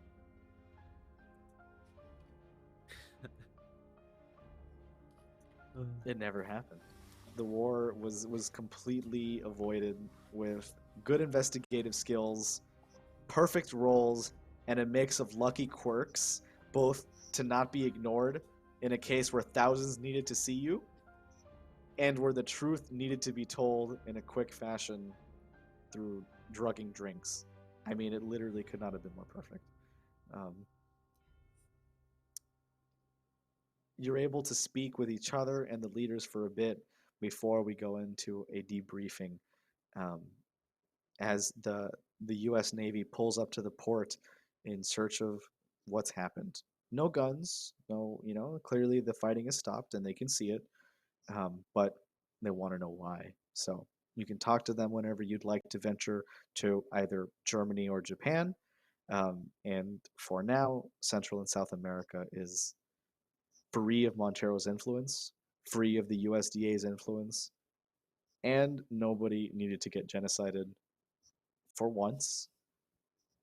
It was actually just talking and the murder of a couple of tyrants, but what's that got to do with anything? Necessary. I agree. Collateral damage. Yeah.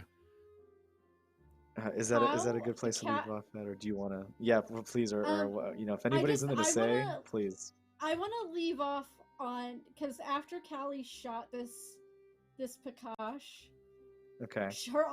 Another murder. She was waiting for Colby's. She was waiting for Colby's reaction when Colby figures out that Callie just shot an animal, half human, but oh still my kind god, of yeah, half human, but yeah, exactly. So Colby has finally found a vegan candy and has pulled the wrapper off. But you just notice this sort of small smile on her face as she just continues to look in the purse, pretending to be oblivious to what happened, as Fluffy 84 he was devoured by the others. Is that what happened? That's what I assumed was happening. That's why I made that horrified face. It is strongly implied that there is no Fluffy 84 to go around anymore. Yeah, so she literally keeps her head in the purse, and if anyone looks at her, there's just like this small little smile as she eats the candy. I fully understand IRL because I'm an animal person, but I don't like tune into like all those videos of like lions taking down prey and shit. Like I'm not really into watching that. So love them. More than happy to see them happy and fed, but look where you're like, oh shit. I don't want to see it. Happy thoughts. Everybody's happy. Okay. Animals are cuddles only. Cuddles. El Guerrerillo, you can see, holds up El Pollo on his shoulder. He's kind of dancing. They're happy. Libertad, right? Like freedom, finally. And everybody's so happy. Everybody's cheering you on, giving you their war paint, dropping their guns, hugging you. You got a chicken, alpaca hugging you. Then you got this random guy hugging you. Like, just everybody's finally happy. I want to give the terrible chicken some of my own war paint, and I want to make his cybernetics look like the rest of his feathers. Wow. You're able to do that with no roll, and you're able to cleave in almost like a perfect little image. You'd have to look really closely to see the flat, featherless area. Baron would like to celebrate. Baron would like to celebrate with his seagull on his shoulder, and he grabs Bobby's vape out of his pocket and then yells, Viva los animales. And then he takes a big hit of his vape and blows it out and just goes, woo! But like, I was like, woo! Start dancing with Turkey. It's hard to woo with a deep grasp. Deep voice. Turkey's bouncing. Turkey's having a good time. It's clear that you're enjoying your what's turned into a tropical vacation. Dinah and Tofu, what do you celebrate? How do you take this moment to relish your victory?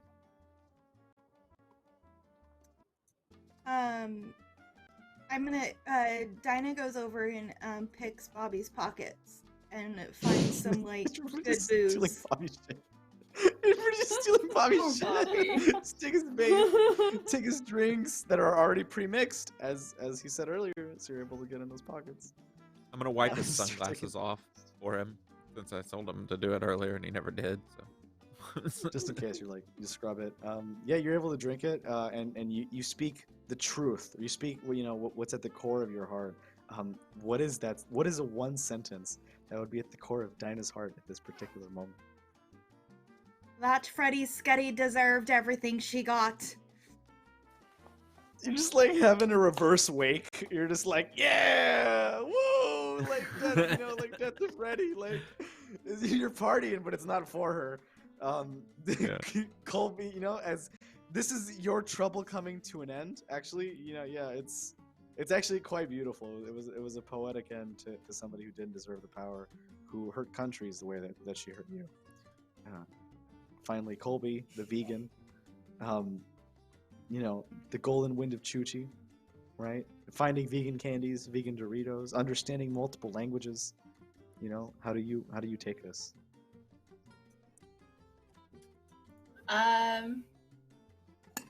Colby, like as they kind of find, not really a quiet moment, but as she like sits back and pulls her laptop out of nowhere, already has a map up and is looking up the next conspiracy and like where they could be, because this just seems like the beginning. Something it's much just deeper. The beginning. So you're just like, yeah, welcome everybody. I saw 12. We're just wrapping up, but next week is going to be one of our the beginning of a new arc. The hat counter's at 3 where I lose my hat. Check us out next week for Europe or for Germany or for Japan. But as to right now, we're celebrating what's turned into a tropical vacation in Guatemala with our chicken and alpacas and fun friends. We're dancing. I got a stein right here. The only one not dancing is Colby, who's like just complete serious work. Looks off into the horizon while Baron's like, yeah, viva la revolución, right? I think she's only looking at she's looking at the map secretly, but what she's doing is she's downloading that USB drive onto her laptop. That's really what she's doing. She's just typing away, getting everything you could possibly have. Okay. We're gonna go into a debriefing now. As the kind of camera pans out, dancing away, and the sailors of the U.S. Navy are like, "What the fuck happened to this goddamn city?" And it's like cracking, burning. Nobody's in the city anymore. Everybody's running up the valley to go party. There's a huge bonfire. Unfortunately with the dead, but what else are you gonna do with them? But it's a good chance to like party. It's Okay, yeah. sure. What you gonna do? That's what happens. That's absolutely beautiful. What an end to hopefully a period of no American exceptionalism and of self-determinism for these people and nations. Let's go into our wonderful ending questions here. Did anybody receive fallout from their condition, their trouble, or their quirk? We'll start with Dinah, who I feel like is probably the most obvious here. I didn't have any fallout, but my trouble is now gone. I mean, the fallout was her brains onto the floor or her heart matter, whatever it was.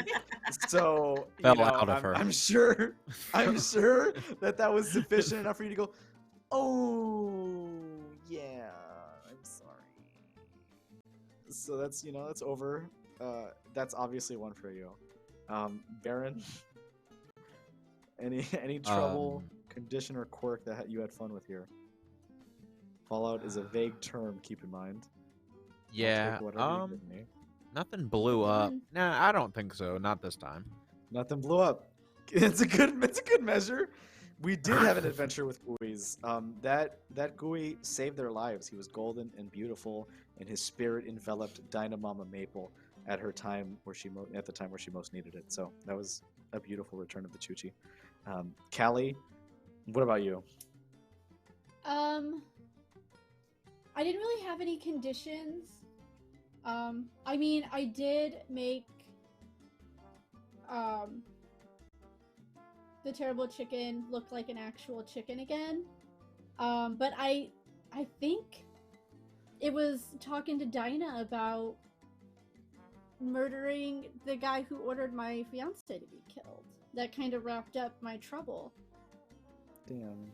That's really, it was so soon too, right? And it was the first emotional moment after getting your friend back, one, and then two, that you immediately talked about something that was very dear to you about someone you had just murdered. So, for sure. Colby, I imagine eating the Dorito and taking care of a new kitty, Sweet Pea. Did you count having a cat now as fallout? I think so. Kitty now. Yeah. It's the good one. You have a little kitty. You have a little honey meow. Oh, that's nice. A little cybernetic kitty. Yeah, meow. Yeah, I'm sorry. It's not a meow. It's a wow. Death kitty. When sensors are alerted. No. Okay. Kitty will never have to kill again. For anybody that used their approaches, they also got +1 XP for each approach that was used. I know for a fact Baron used bold. I know that Callie used. Oh man, I gotta pull it up right here. These are some fun names because I love how used delicious. Count the ones that Turkey used. Turkey. I. You know what? Let's go ahead and say yes because he's just a turkey. What is he gonna do with it? You're gonna take your. Yeah. It's like your turkey comes back with some cash. What are you gonna do with cash? Right? It's yours. I would say I would say Dinah, that Callie also used her upper crust, which is your high class, by making sure that Bobby had a handkerchief. Exactly. Every good lady has a handkerchief. Every good belle has a handkerchief. That's a great one. And now Colby has Dinah. a handkerchief. And now Dinah. Me too. I did tough Dinah cookie. used tough cookie. Tough cookie. I think tough cookie. I think was the Sweet best Pea because of the conversation with Callie. Oh. And then the candy. Getting Colby you handed to out look for candies. candy. Thank you. Honey, you take care. Just you have the candy. Don't worry about what's going on. He's like, "Who wants candy? I don't want to see what's going on." And okay, that's a classic one. Honestly, I'm gonna go ahead and give you well aged because the thing with Freddy was like a very. I feel like I'd be doing that relationship a disservice with the history that it's had if I don't also acknowledge that you have history. So I'm just giving you the full suite there for just taking it from Freddy. I mean, it was everything. It was beautiful. All right. We'll move on to our group ones here. Did anybody advance new connections or resolve or advance any conspiracies? This is like going to be 5, I imagine, for everybody, but let's name some of them. Well, we solved the war. We fixed the war, you know. That's one. I don't fuck with the war. You fix the war, okay? 1. We made a connection 2. with the terrible chicken. Yeah. You did make a connection with El Pollo. He's no longer the terrible chicken. We're friends with El Pollo. He's like, we're like homies. You can just call me. He's like, you can just call me El Pollo. Like, we're good. And he like gives you like, you know, like the fist bump, and you guys are chill. Like he's actually very pleased with what you've done for him and his people. I bust out the limon, the limon chili Doritos. You know, give him a little Hispanic taste. Yeah. You did. That's actually really funny. You were in the right region for it. Colby, what about you? Oh, I mean, we got rid of Fluffy 84, and so the rest. You literally you ended a conspiracy there. You ended the Pakash Empire before it started, and now it's the Pakash Republic, and they're pretty happy about it. Pretty chill about it. We haven't left a power vacuum. Dinah, would you say that like advancing your understanding everything that happened with Freddy would also kind of advance like what you learned about the USDA and the FDA blacklisting conspiracy? Do you feel like you know? I feel like with your information, we understand more about the blacklisting. Yeah. Yeah. Thank you for that, by the way. Because that was a very good way to figure things out with what was going on. Because this whole time I've been like, what's the deal with these FDA and USDA guys? You know, or folks, you're like, I have no idea. Yeah. You're like, why are they involved? It was talking to Freddy was like ideal for it. So that's 5. And lastly, does anybody have any commendations or demerits for their fellow agents? You know, as going into this, either will get you an XP point. Anybody angry at Turkey? Is anybody happy with Dinah or Sweet Pea? What's going on? I love tofu. I'm happy that I love tofu. I love tofu. I'm a vegan. I love tofu. More of a Tempa person myself. No, that is Mama Maple's puppy's name, right? It is. Yeah, it is his name is Westie. Tofu. It is exactly correct. It is a Westie. I was talking about the puppy. It was just funny to hear a vegan randomly just say, I love tofu. It's like what tofu. You imagine a vegan says randomly, you know? It's so good. I like leaves. Plants are cool. So are animals. I'm happy that Baron used his Doritos to save Callie from being squashed by a big rifle. Yeah. No way I'm letting that happen. Not with that cool hat you got on. Can't ruin that. Yeah, I got all the names here. I'm writing them down. Speaking of, there maybe can the camera pan out with Baron picking Dorito chunks out of Callie's hat? I think that would be a good end scene for this chapter. Trying to recoup my losses here. Try not to waste any peas. Like, yeah, I eat the occasional one if it's big enough. Thumb in my throat. I gotta make sure Callie's not looking if I eat one though. Yeah, that's an easy one. So far I'm hearing 1 for everybody. You can also commend multiple people. So if anybody has anything else in particular, that would be more XP for them. I mean, just in general, it's fun playing with Rob, just with all the props and the handy stuff. So yeah, it's always entertaining hearing the ice jiggle in the cup. I know that's kind of more of a meta commendation, but no, that's great. I love that. I love that there was a moment for that, and I'm glad that you're giving a commendation for it. So that's 1 for everybody. Honestly, I think that's another level up. Most likely, that's at least another, depending on the person, 10 to 13 experience. depending on how I much would you like might to need. give one to you- Dinah for Ooh, the Thelma awesome. and For what Louise for? moment. That was That's cute. It's Well, and you for know, Dinah's it's just, speech. Yeah, yeah, it's all good role playing that's on everybody's. I'm head chef, so I can't give out commendations, but that Dinah speech was amazing. And of course, like shooting Freddy was just like, you know, really, That when Colby Yes, said, Colby. "Good thing you die," it's happened in a war zone. I was just like, so I that's was another. shocked. I It was imagine it's amazing. another one for Colby. So It's like, definitely that's a a, point Dinah- for that. Dinah Definitely reminds me of the Colby. main character from Touched by an Angel. Like the same, the same accent and everything. I'm just like, my mom used to watch that when I was a kid. It's just like burned in my Glowing golden memory. But yes, and running up valleys. am That's I so Irish? funny, actually. So it's so far at least two for Colby and 2 for Dinah on the commendations. But so like, yeah, like 12, basically 12 to 15, maybe even 16 depending on the person. It's quite amazing. So at this point we'll be ending the session, and we'll go into, you know, goodbyes here. Thank you so much, everybody, for joining us for episode 4 of Chew, the Battle of Many Herbs and Spices that honestly never ended up even happening, which is amazing because they made it their own, and that's exactly what it should be about. My name was Anthony, and you can find me on Twitter as well as on Weave the Tale, streaming Friday every Friday 8:30. You know, here on doing Chew. You can find me on Twitter at Prainntheplague down here.